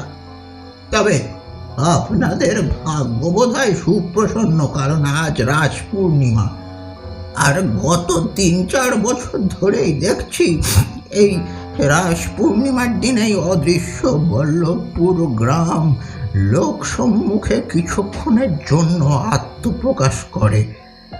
আমার ধারণা যদি মিথ্যে না হয়, তবে আজও তার অন্যথা হবে না। আর এটাই সুযোগ আপনাদের কাছে, একদিকে বন্ধুকে উদ্ধার করার, অন্যদিকে অভাগা গ্রামের লোকেদের সাপ থেকে মুক্তি দেওয়ার। আমার প্রপিতামহ ললিত কৃষ্ণ গোস্বামী খোঁজ পেয়েছিলেন সময়ের কারাগার থেকে মুক্ত হওয়ার দরজাটা, যেটা অবস্থান করছে ওই গুপ্ত ঘরে। আমি অনেকবার চেষ্টা করেছি কাজটা করার, কিন্তু এই বাপ মা মরা নাতনির মুখ চেয়ে সাহস করতে পারিনি। আজ সুযোগ এসেছে, আপনারা পারবেন করতে এই কাজ। আমি সাহায্য করব আপনাদের। শ্রীকৃষ্ণ অবশ্যই আপনাদের সহায় হবেন। বলুন, পারবেন বলুন। গোপাল গোস্বামী আমার আর অমরনাথের হাত দুটো চেপে ধরলেন সজোরে। আমি অত কিছু না ভেবেই বলে দিলাম, পারবো, পারতেই হবে। হীরকের জন্য হলেও পারতে হবে। অমরনাথ, তুমি রাজি তো? কি ব্যাপার, কথা বলছো না কেন অমরনাথ, বলো। অমরনাথের কণ্ঠস্বর গম গম করে উঠল। নিবারণ, এই কাজ উত্তেজনার বশে কোনো ছেলে খেলা নয়, অত্যন্ত ভয়ানক এই কাজ।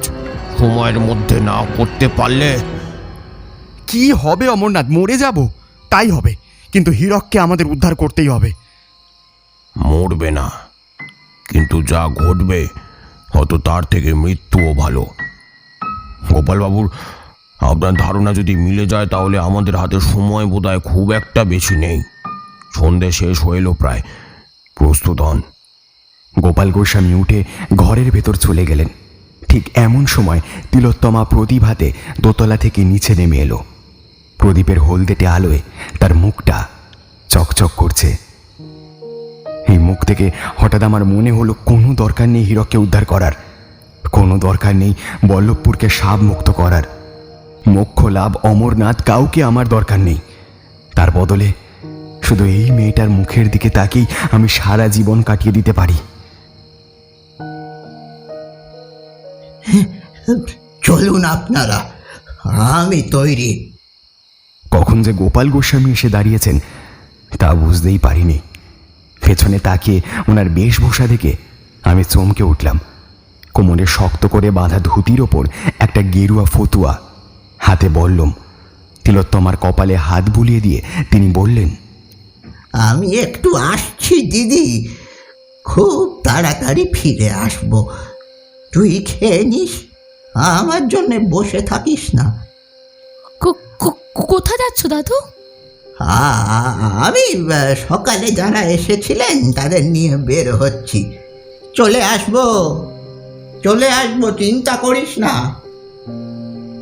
অমরনাথ কাঁধের ঝোলাটা একবার দেখে নিয়ে মুখে বিড়বিড় করে কিছু একটা বলে উঠে দাঁড়ালো। গোপালবাবু চোখ মুছতে মুছতে বেরিয়ে গেলেন। কেন জানি না বের হওয়ার আগে আমার মনে হলো তিলোত্তমা যেন তার অন্তর্দৃষ্টি দিয়ে আমার দিকেই তাকিয়ে রয়েছে।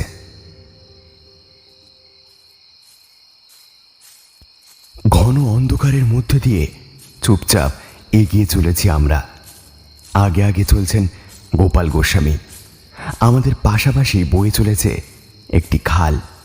দুপুরে যে খালটা আমরা পার হয়েছি এটাই সেটা কি না আমি জানি না। খালের অপর প্রান্তে বেশ কয়েক জোড়া হলুদ চোখ দৌড়াদৌড়ি করছে। দেখে মনে হয় ওগুলো খুব সম্ভবত শেয়াল হতে পারে। মাঝে মাঝে হালকা পচা গন্ধ ঝাপটা মেরে যাচ্ছে নাকে। চাঁদের আলোয় খালের কালো জলে পড়া গাছের ছায়াগুলোকে কেমন যেন অস্বাভাবিক দেখাচ্ছে। কিছুক্ষণ পর খালটা আমাদের সঙ্গ ছেড়ে দিল। এখন সামনে ফাঁকা মাঠ। মাঠের ঠিক মাঝ বরাবর কাত হয়ে রয়েছে একটা বট গাছ। গোপালবাবু গাছের সামনে দাঁড়িয়ে আমাদের বললেন, এখান থেকেই বল্লভপুর গ্রামের সীমানা শুরু। কি অদ্ভুত, তাই না? সামনে সব কিছু রয়েছে অথচ দেখতে পাচ্ছি না। কথাটা বলে আমাদের অবাক করে দিয়ে তিনি গাছের তলাটা খুঁড়তে শুরু করলেন বল্লমের ফলা দিয়ে। অমরনাথ জিজ্ঞেস করলো, এ কি গোসাইজি, কি করছেন? অনেক কষ্ট করে আনা পবিত্র যমুনার জল আর কিছু বৃন্দাবনের মাটি লুকিয়ে রেখেছিলাম এই গাছের তলায়। ভেবেছিলাম কোনোদিন যদি সাপ মুক্ত করতে পারি গ্রামকে, তবে গুপ্ত কক্ষে বন্দি মৃত রাজনন্দিনী দেহের উপরে এগুলো ছিটিয়ে দেব, মুক্তি পাবে অভাগিনী। হাত দুয়ে খুঁড়ে কাপড়ের পুঁটলি আর মুখ বাঁধা একটা ঘটি সযত্নে তুলে নিয়ে আবার গর্তটা ভরাট করতে করতে গোপালবাবু বললেন, এইবার অপেক্ষার পালা। জানি না যা করতে চলেছি ঠিক কিনা। হরি হে, তুমি ভরসা।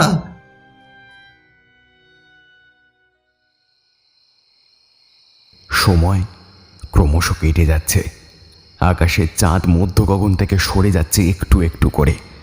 তারাগুলো মিটমিট করে বোধহয় আমাদেরকে সতর্ক করতে চাইছে আসন্ন বিপদ সম্পর্কে। দূরে এক গাদা শেয়াল হল্লা করে উঠল। তার সাথে যোগ হলো কুকুরের কান্না। ব্রহ্মকুণ্ডের পরে অদ্ভুত আর অবিশ্বাস্য ঘটনা নিয়ে আমার মনে আর কোনো প্রশ্ন জাগে না। কারণ মানুষ যতই জ্ঞানের বড়াই করুক না কেন, আসলে পৃথিবীর অনেক রহস্যই তার কাছে অমীমাংসিত থেকে যাবে। জ্যোৎস্নার আলোয় অনেক দূরে মাঠের ধার বরাবর গাছের সারি দেখলে সেগুলোকে পাহাড় বলেই যেন ভ্রম হয়। ক্লান্তিতে চোখের পাতাটা আস্তে আস্তে বুজে আসছে আমার। যতটা পারছি চেষ্টা করছি সজাগ থাকার, কিন্তু আমি পারছি না।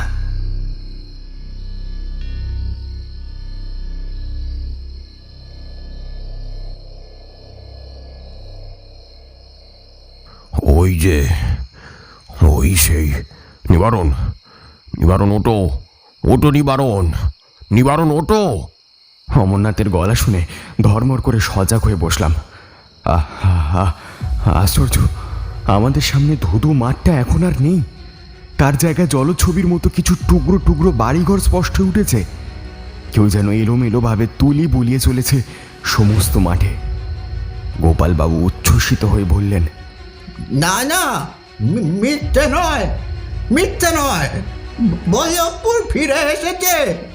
চলুন সবাই, বল্লভপুর ফিরে এসেছে। চলুন চলুন বললেই তো আর যাওয়া যায় না। গ্রামে জমিদার বাড়িটা কোথায় তা আমাদের কারও জানা নেই। কাউকে জিজ্ঞেস করব সে উপায়ও নেই, কারণ গ্রামের লোক থাকলেও আমাদের স্বাভাবিক চিন্তাধারায় তারা এখন মৃত। এক কথায় বলতে গেলে আমরা এই মুহূর্তে প্রবেশ করছি একটা মৃত গ্রামে। আকাশে মিটমিট করা নক্ষত্রদের মধ্যে যেমন বেশ কিছু নক্ষত্র বিলীন হয়ে যায় মহাশূন্যের বুকে, কিন্তু পৃথিবী থেকে অধিক দূরত্বের কারণে সেই মৃত নক্ষত্রদের আলো দেখা যায় বেশ কিছু সময় পরেও। এও ঠিক সেরকম। সময়ের হাতে বন্দি লোকগুলো মরে গেছে পৃথিবীর স্বাভাবিক নিয়মেই, তবে তাদের দেহের বিকৃতি ঘটেনি, কারণ তার দেহটা বলা ভালো শরীরের খোলসটা রয়ে গেছে আগের মতোই। আমাদের হাতে সময় নেই। অমরনাথ বলে দিয়েছে যতক্ষণ আমরা জায়গাটা চোখে দেখতে পাচ্ছি ঠিক ততক্ষণই জায়গাটার আয়ু। যা কাজ শেষ করতে হবে তার মধ্যেই আমরা পাগলের মতো এগুলি ওগুলি ছুটোছুটি শুরু করলাম, কিন্তু কিন্তু জমিদার বাড়ির খোঁজ পেলাম না। মাটির রাস্তার দুপাশে সারি সারি খড়ের একচালা দোচালা বাড়ি, অনেকের বাড়ির সামনে মৌসুমি সবজি বাগান করা। চারিদিকে এতটাই ভয়ানক জীবন্ত যে দেখে মনে হচ্ছে বাড়ির বন্ধ দরজায় টোকা মারলে বোধহয় এক্ষুনি কেউ বেরিয়ে এসে জমিদার বাড়ির ঠিকানা বলে দেবে। আকাশের গায়ে চাঁদটাও নেই, অথচ একটু আগে জ্যোৎস্নায় ধপধপ করছিল সমস্ত প্রকৃতি। তাহলে অভিশাপ দেওয়ার দিন গ্রামে অমাবস্যা ছিল? না না, এভাবে সম্ভব নয়। হঠাৎ করে হাঁপাতে হাঁপাতে বলল অমরনাথ। বৃদ্ধ বয়সে বেশি ছোটাছুটির জন্য গোপালবাবুও বুকের বাম দিকটা ডান হাতে চেপে ধরে জোরে জোরে নিঃশ্বাস নিচ্ছিলেন। আমি বললাম, তাহলে উপায়? আমরা এই মুহূর্তে যেখানে দাঁড়িয়ে রয়েছি সেটাকে একটা চৌমাথা বলাই যায়, কারণ এখান থেকে 4টে রাস্তা এঁকে বেঁকে অন্ধকারের মধ্যে হারিয়ে গেছে।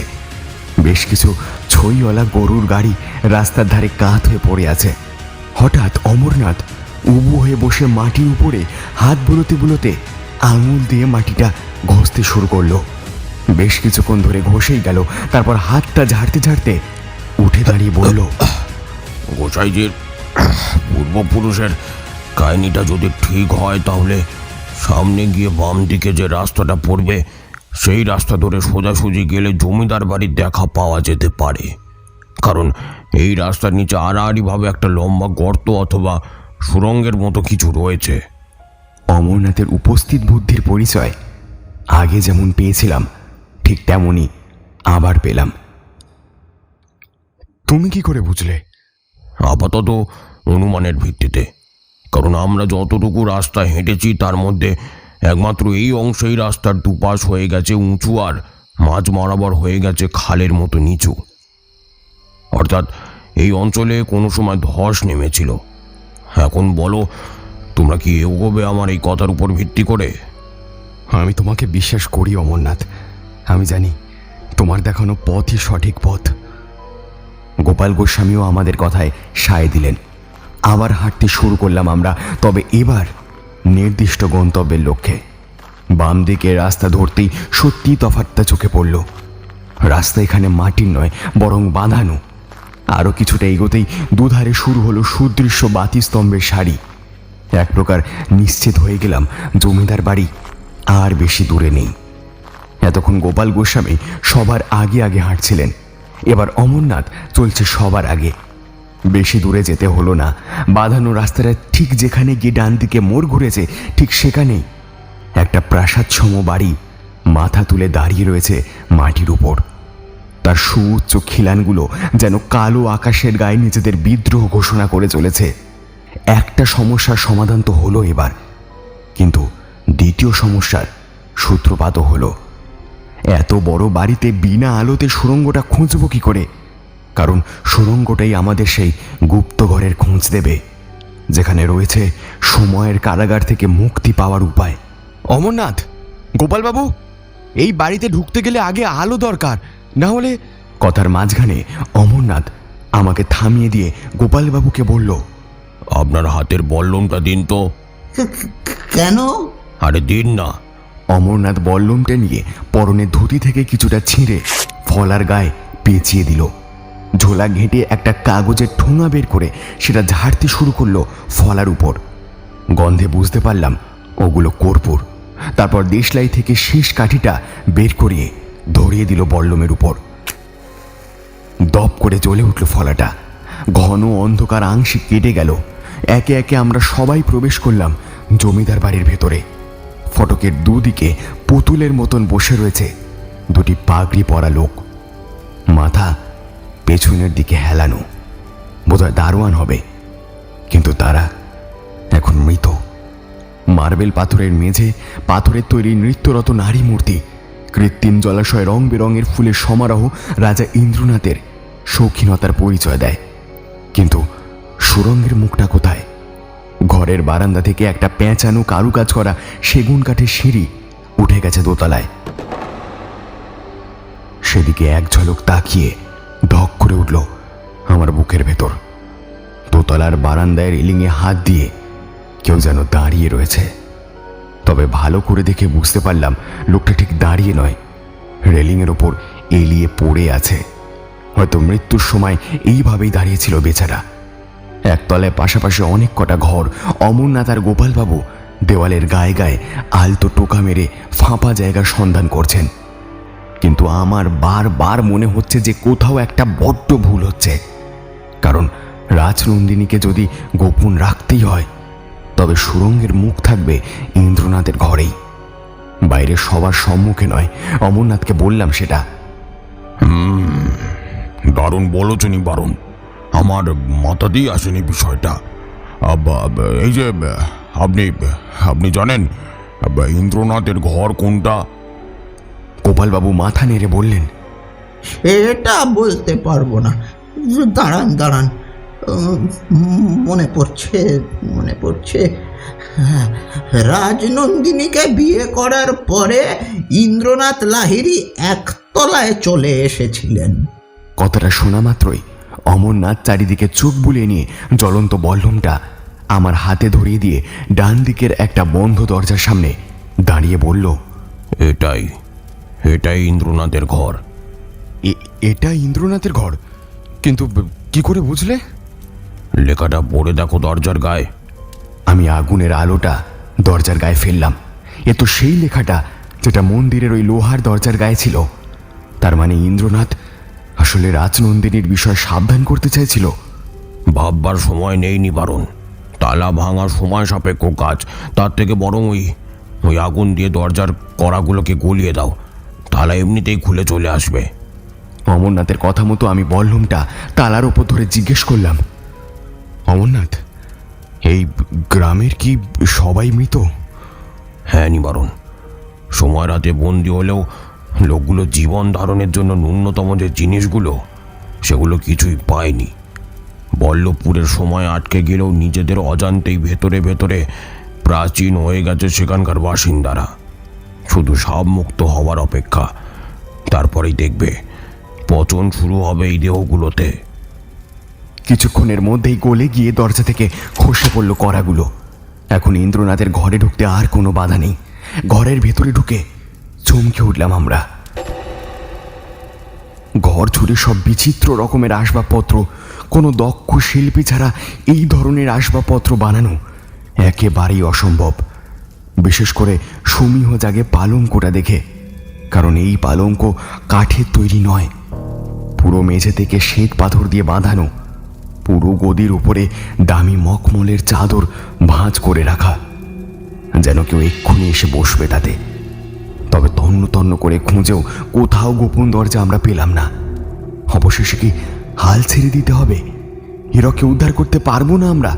আমার কপালে বিন্দু বিন্দু ঘাম জমা হতে লাগলো। রাগের চোটে নিজের মাংস কামড়াতে ইচ্ছা করছে এখন। প্রচণ্ড আক্রোশে একদলা থুতু ঘরের মেঝেতে ফেলে বিছানার উপর থেকে চাদর বালি সব তুলে ছুঁড়ে ফেলে দিলাম মেঝেতে। আর ঠিক তখনই নজর পড়ল পালঙ্কের মাঝখানে জানলার মতো খোপ কাটা আছে। নেহাত সেই খোপের সাথে লাগানো কাঠের ঢাকনা দুটো খোলা না থাকলে বিষয়টা বোঝাই যেত না। এক প্রকার অদ্ভুত আনন্দে আমি চিৎকার করে উঠলাম, পেয়েছি পেয়েছি, আমি পেয়েছি অমরনাথ, অমরনাথ আমি পেয়েছি, সুরঙ্গের খোঁজ বোধহয় আমি পেয়েছি অমরনাথ। আমার চিৎকার শুনে অমরনাথ আর গোপালবাবু হুমড়ি খেয়ে পড়লেন বিছানার উপর। জানলার মতো করে রাখা খোপটা থেকে একটা কাঠের জীর্ণ সিঁড়ি নেমে গেছে নিচের দিকে। বোধহয় অমরনাথের আর তর্স হয়েছিল না। দ্রুত বিছানায় উঠে আমাকে সরিয়ে সে প্রথম পা রাখলো সিঁড়িতে। সিঁড়ির নিচে জমাট বাঁধা অন্ধকার, যেন গিলে খেতে আসছে আমাদের। বল্লমের আগুনটা এই অন্ধকারের কাছে সমুদ্রের জলরাশির মধ্যে এক ফোঁটা বৃষ্টির মতো মনে হচ্ছে। এক ধাপ দু ধাপ করে বেশ কয়েক ধাপ নামার পরে পায়ের তলায় শক্ত মাটির ছোঁয়া পেলাম। চারিদিকে কেমন সোঁদা গন্ধ। কোথা থেকে টপ টপ করে জল পড়ার আওয়াজ পাচ্ছি। বড় বড় গাছের শিকড় দেওয়াল ফাটিয়ে উপর থেকে নেমে এসেছে নিচে, আর সেই শিকড়ের গায়ে কাদার মতন জট পাকিয়ে রয়েছে এক রাশ কেঁচো। কিছুটা এগোনোর পরে সুড়ঙ্গ আস্তে আস্তে সরু হতে শুরু করলো। মাথার ছাদটাও নেমে এসেছে যথেষ্ট নিচে। জায়গাটা বরফের মতন ঠান্ডা।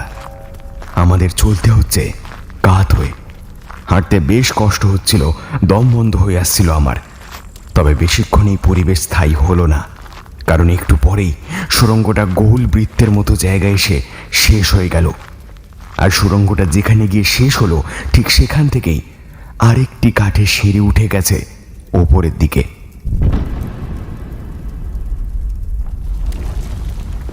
হঠাৎ ঝুরঝুর করে কিছু খসে পড়ার আওয়াজ আমার কানে এলো। পিছনে ফিরে তাকালাম আর শরীরটা কেঁপে উঠল এক অজানা আতঙ্কে। সুড়ঙ্গের দেওয়ালটা মুছে যাচ্ছে ধীরে ধীরে, তার বদলে ফিরে আসছে সেই জ্যোৎস্না মাখা রাত, সেই বট গাছ আর ধুধু মাঠ। অমরনাথ, অমরনাথ, বল্লভপুর মনে হয় হারিয়ে যেতে শুরু করেছে অমরনাথ। অমরনাথ একবার সেদিকে তাকিয়ে আমার হাত ধরে হ্যাঁচকা টান মেরে ঊর্ধ্বশ্বাসে দৌড়তে শুরু করলো সিঁড়ির দিকে। সিঁড়ি দিয়ে উঠেই প্রথম একটা ঘর, দরজাটা খোলা।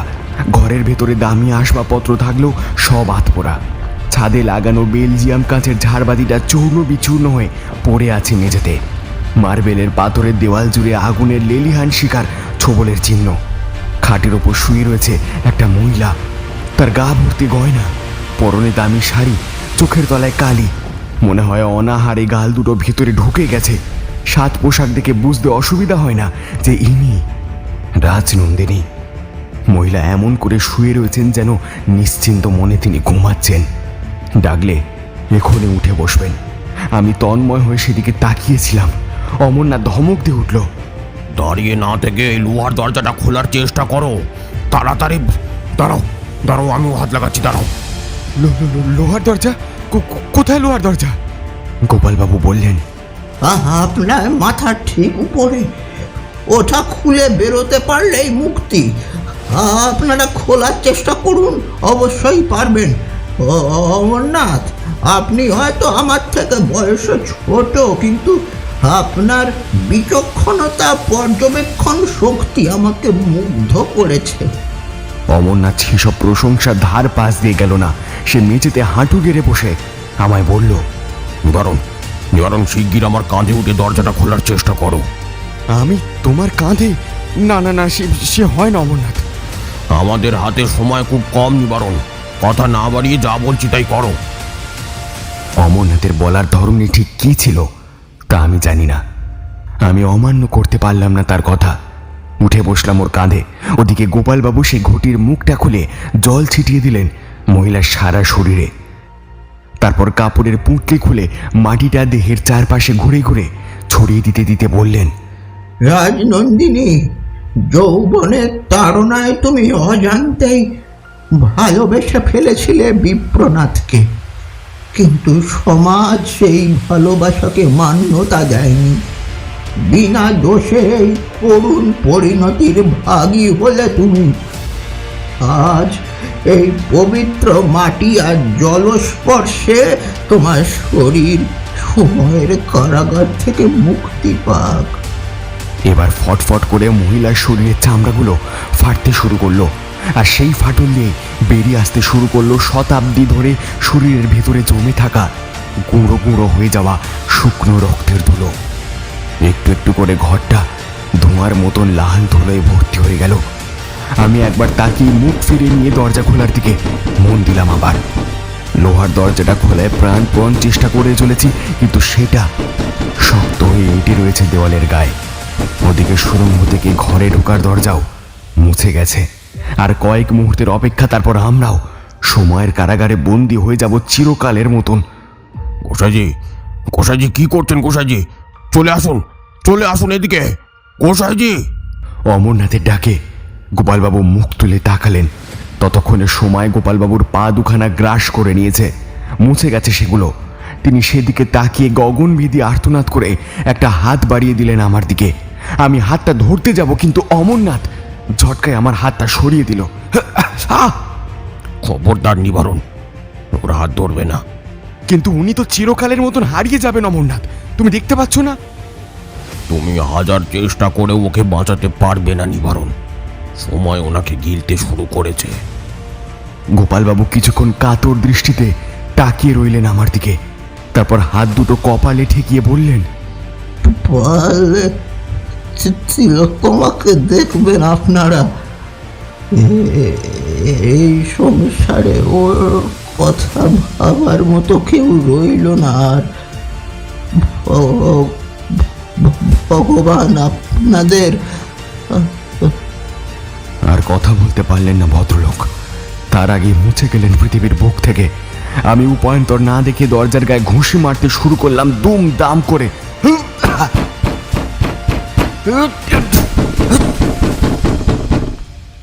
অমরনাথ আমাকে কাঁধে নিয়েই মেঝে থেকে বল্লমটা তুলে বল্লমের ফলা থেকে জ্বলন্ত কাপড়ের টুকরোটা ফেলে দিয়ে ফলাটা দিয়ে দরজার ফাঁকে ফাঁকে চাপ দিতে শুরু করলো।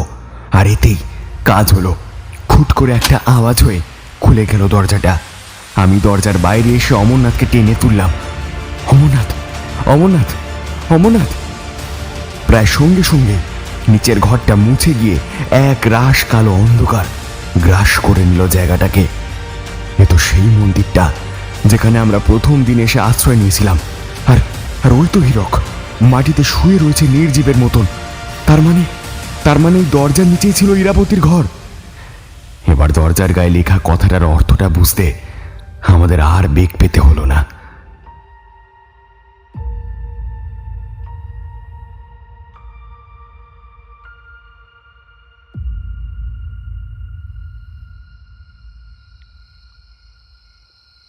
হীরক, হীরক, হীরক, হীরক ওঠো! হীরক, হীরক ওঠো! হীরক, হীরক, হীরক! বেশ কিছুক্ষণ ডাকাডাকির পর হীরক আলতো চোখ মেলে তাকালো আমার দিকে। খুশিতে ঝলমল করে উঠল আমার চোখ দুটো। ভগবান, ভগবান এখনো আছে নিবারণ। ভেবেছিলাম এই বোধহয় আমার শেষ। দুনিয়ার আলো আর আমি দেখতে পাবো না। নিবারণ, আমি তোমরা বের হবার পর দরজা বন্ধ হয়ে গেল। আমি চেষ্টা করেছিলাম খোলার, কিন্তু তার আগেই ছাদের একটা চাঙর আমার মাথায় এসে পড়ে। আর কিছু মনে নেই। জ্ঞান ফিরে আসার পর দেখি চারিদিকটা কিরকম যেন অন্ধকার। কি হয়েছিল? তোমরা এখানে কোথা থেকে ঢুকলে? বলছি সব বলছি। আগে তুমি শান্ত হও হীরক। আমি হীরককে ধরে দেওয়ালের সাথে হেলান দিয়ে বসে তারপর বললাম, তুমি সময়ের কারাগারে আটকে গিয়েছিলে হীরক। সেটা আবার কি? আসলে সময়ের কারাগার হলো, আমি আরো কিছু বলতে যাচ্ছিলাম, কিন্তু তার আগেই অমরনাথ আমার কাঁধে হাত দিয়ে বলে উঠল, বোকার মতো কথা বলো না নিবারণ। হীরক কখনোই সময়ের কারাগারে আটকে যায়নি, আর সেটা সম্ভব নয়। ভেবে দেখো নিবারণ, হীরক তো নিজেই বল্লভগড়ের বাইরে ছিল, কিন্তু অভিশাপ তো শুধু বল্লভগড়ের ওপর পড়েছিল। আর সেই অভিশাপ থেকে শুধু মুক্ত হবার রাস্তাটা তৈরি হয়ে গিয়েছিল এই মন্দিরের নিচে। আমার মনে হয় অভিশাপ দেওয়ার পর নরলোকেশ্বর হয়তো অনুতাপে দগ্ধ হয়ে আবার ফিরে এসেছিলেন এই গ্রামে। এবং গোপাল গোস্বামীর বাড়িতেই আশ্রয় নিয়েছিলেন।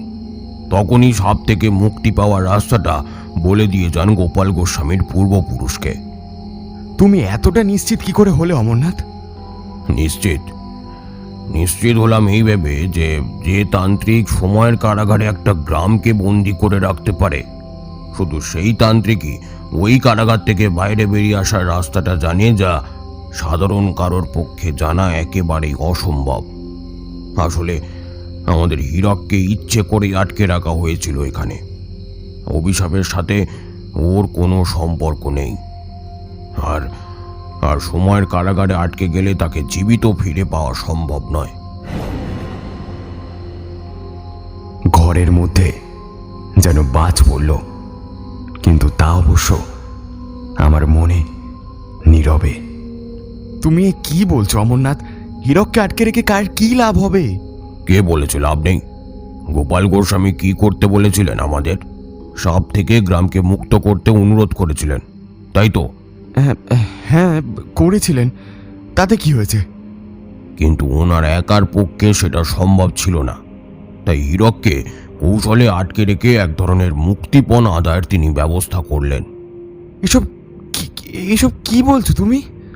দেখো, এত ঝড় বৃষ্টিতে ওরকম সুন্দর অন্ধ একজন মেয়ে কারো সাহায্য ছাড়া বাইরে বেরোতে পারে?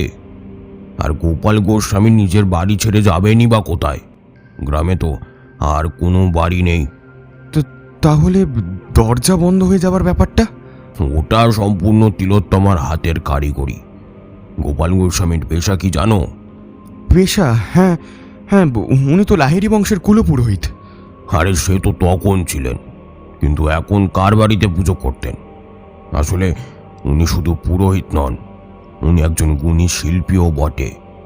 তুমি কতটা খেয়াল করেছো আমি জানি না, কিন্তু গতকাল যখন আমরা ওনার সন্ধ্যান্নিকের সময় ঘরের ভেতরে কৃষ্ণের বিগ্রহ দর্শন করতে গিয়েছিলাম, তখনই কাঠ আর পাথরের কাজ করার কিছু যন্ত্রপাতি দেখতে পাই, যেটা অন্তত একজন পুরোহিতের ঘরে থাকা সমীচীন নয়।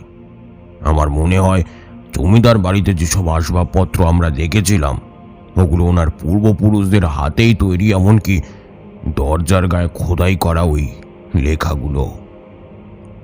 কিন্তু ওনার সাথে আজ যা ঘটল ওটা খুবই দুঃখজনক। ওসব বাদ দাও, এখন চলো হীরককে নিয়ে বাইরে চলো। কিন্তু এবার একটা অদ্ভুত ব্যাপার ঘটল। অমরনাথ বন্ধ দরজার সামনে ঠোঁটের ওপর আঙুল দিয়ে দাঁড়িয়ে কিছুক্ষণ ভাবল, তারপর সারা দরজার গায়ে হাত বুলিয়ে একটি নির্দিষ্ট জায়গায় হালকা চাপ দিয়ে আমাকে বলল, এই দেখো, তিলোত্তমা আগের দিন ঠিক এই জায়গাতেই চাপ দিয়ে দরজাটা খুলেছিল। মানে? যুক্তি অকাট্য, কারণ প্রমাণস্বরূপ আমাদের সামনেই আগের দিনের মতন আওয়াজ করে দরজাটা খুলে গেল।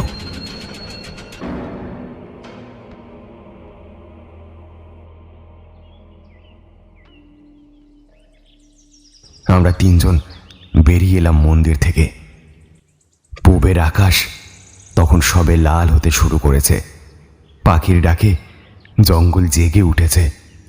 অল্প দূরে জঙ্গলের মধ্যে লাল ধুলো ধোঁয়ার মতন কুণ্ডলি পাকিয়ে উঠে যাচ্ছে আকাশে। সাপ থেকে মুক্তি পাচ্ছে বল্লভপুর গ্রাম, মুক্তি পাচ্ছে জীবন্ত মৃতদেহ হয়ে যাওয়া মানুষগুলো।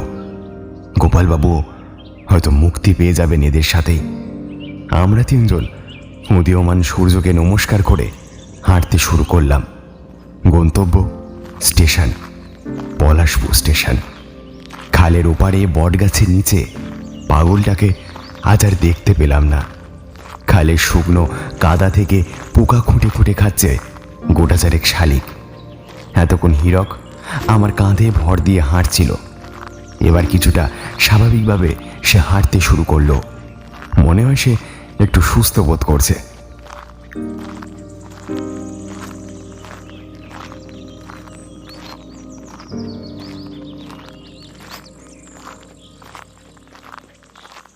গোয়া যাওয়ার ট্রেন তো মিস হয়ে গেল। এবার কোথায় যাওয়া হবে অমরনাথ? এলোমেলো পায়ে হাঁটতে হাঁটতে জিজ্ঞেস করলাম আমি।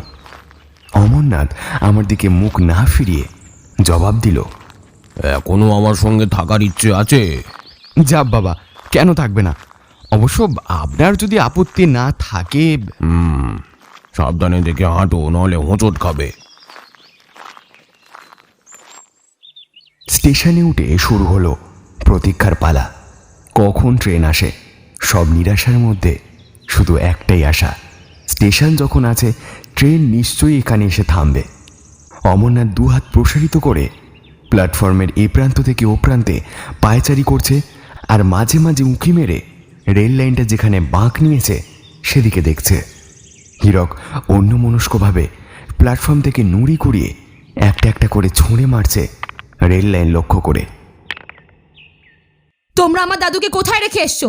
বলো, কোথায় রেখে এসছো তোমরা? হঠাৎ এই মহিলা কণ্ঠস্বরে চমকে উঠলাম আমরা দুজনেই। তিলোত্তমা? কিন্তু একা এখানে কি করে এলো?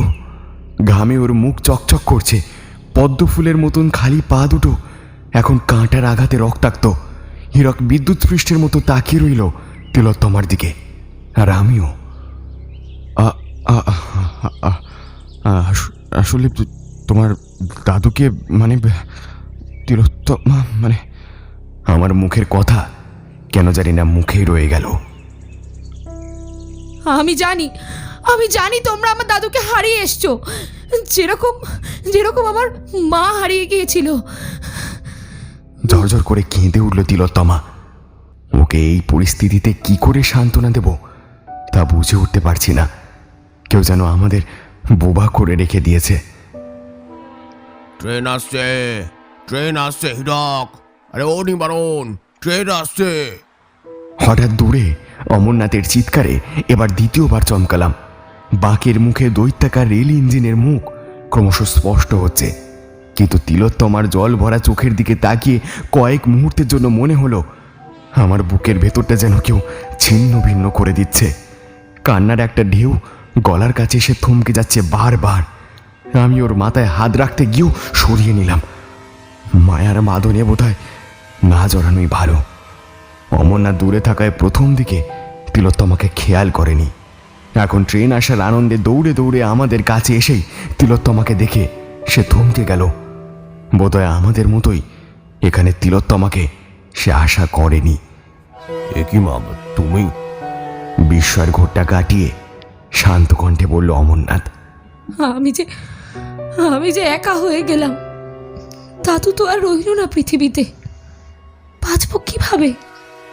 অন্ধ মেয়েকে তো আর কেউ দয়া করবে না। তুমি তো অসহায় নও মা, তোমার ইষ্ট দেবতা, তোমার পরম সখা শ্রীকৃষ্ণ রয়েছেন যে, তিনিই তোমাকে পথ দেখাবেন। তাছাড়া আমাদের একজনের হৃদয় তো তোমার কাছে বন্দী হয়েই রইল। সময় অসময়ে তুমি সেই বন্দী হৃদয়ের কাছে মনের কথা খুলে বলতে পারবে। ধীরে ধীরে ট্রেন এসে দাঁড়ালো প্ল্যাটফর্মে, বর্তমান লোকাল। কিন্তু কেউ নামলো না প্ল্যাটফর্মে। তিলোত্তমার ঠোঁট দুটো কাঁপছে থির থির করে। বোধহয় কিছু বলতে চাইছো আমাকে। যে কান্নাটাকে এতক্ষণ আমি চেপে রেখেছিলাম সেটাই এবার খরস্রোতা নদীর মতন আমার চোখ বেয়ে ঝরে পড়তে লাগলো। অমরনাথ আমাকে জোর করে তুলে নিল কামরার ভেতর। হঠাৎ মাথার মধ্যে কি যেন একটা ভর করলো আমার। হীরক আর অমরনাথের সাথে সব সম্পর্ক নিমেষেই তুচ্ছ মনে হলো। অমরনাথের হাত ছাড়িয়ে দুম করে নেমে গেলাম প্ল্যাটফর্মে আর বললাম, আমি যাব না অমরনাথ, এই মেয়েটাকে ছেড়ে আমি কোথাও যাব না। তোমাদের অদৃশ্য অবিশ্বাস্য জগৎ আমার একঘেয়ে লাগছে এবার। আমি পৃথিবীর মানুষের মতন বাঁচতে চাই অমরনাথ, আমি পৃথিবীর মানুষের মতন বাঁচতে চাই। তুমি হীরককে নিয়ে তোমার গন্তব্যে চলে যাও। আমি আর যাব না অমরনাথ, আমি আর যাব না। হীরক রেগে গিয়ে কিছু বলতে চাইছিল, কিন্তু তার আগে হীরককে থামিয়ে দিয়ে অমরনাথ নিজেই নেমে এলো ট্রেন থেকে।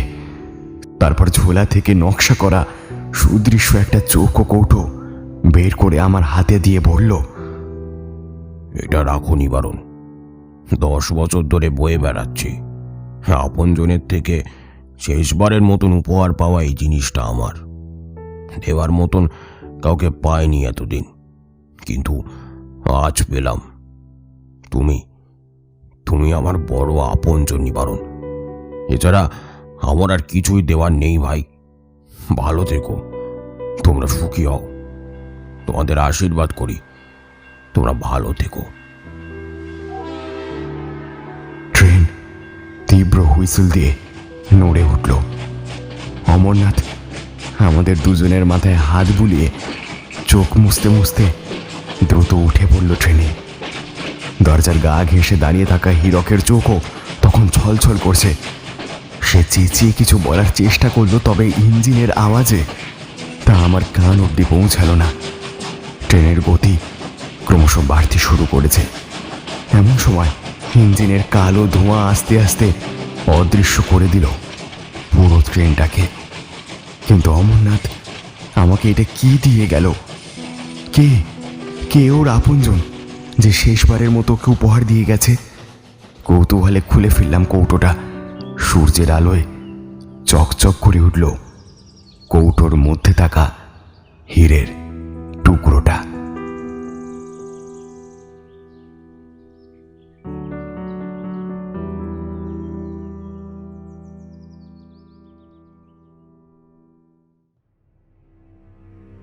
শেষ হলো মৌলিকি মিডিয়া অরিজিনালসের আজকের নিবেদন। লেখক নূপুর চক্রবর্তীর লেখা অমরনাথ তান্ত্রিকের দ্বিতীয় গল্প অমরনাথ তান্ত্রিক ও কালচক্র। গল্পের সমগ্র পরিচালনা, শব্দগ্রহণ, নিবারণ ও অমরনাথ তান্ত্রিকের চরিত্রে আমি দীপম, গোপাল গোস্বামীর চরিত্রে রৌনক, হীরক প্রত্যয়, তিলোত্তমা নয়নিকা, বিপদভঞ্জন ভট্টাচার্য কৌস্তব, শ্রীরাম মুচি রতিন গোস্বামী এবং জনৈক লোক ও পাগলের চরিত্রে সোহন। গল্পের সম্পাদনায় অন রেকর্ড সাউন্ড স্টেজ ও পোস্টার ডিজাইনে কৃষ্ণেন্দু মণ্ডল। কেমন লাগলো আমাদের আজকের নিবেদন তা অবশ্যই জানান আমাদের কমেন্ট বক্সে। আর গল্পটি ভালো লাগলে এটিকে অবশ্যই লাইক করুন, শেয়ার করুন, আর হ্যাঁ, চ্যানেলটিকে সাবস্ক্রাইব করতে কিন্তু একদম ভুলবেন না, কারণ খুব শীঘ্রই আমরা 10,000 সদস্যের পরিবার হতে চলেছি। আপনিও যদি আপনার লেখা গল্প আমাদের দিতে চান তবে অবশ্যই মেল করুন আমাদের ডিসক্রিপশন বক্সে দেওয়া মেল আইডিতে। আর আপনারা যদি অমরনাথ তান্ত্রিকের আরও গল্প শুনতে চান তাহলে কমেন্ট বক্সে আপনাদের আবদার জানাতে কিন্তু ভুলবেন না। আমরা আবার ফিরে আসব আগামী শনিবার এমনই এক রোমাঞ্চকর গল্প নিয়ে। ততদিন stay safe and stay tuned into মৌলিক এই মিডিয়া।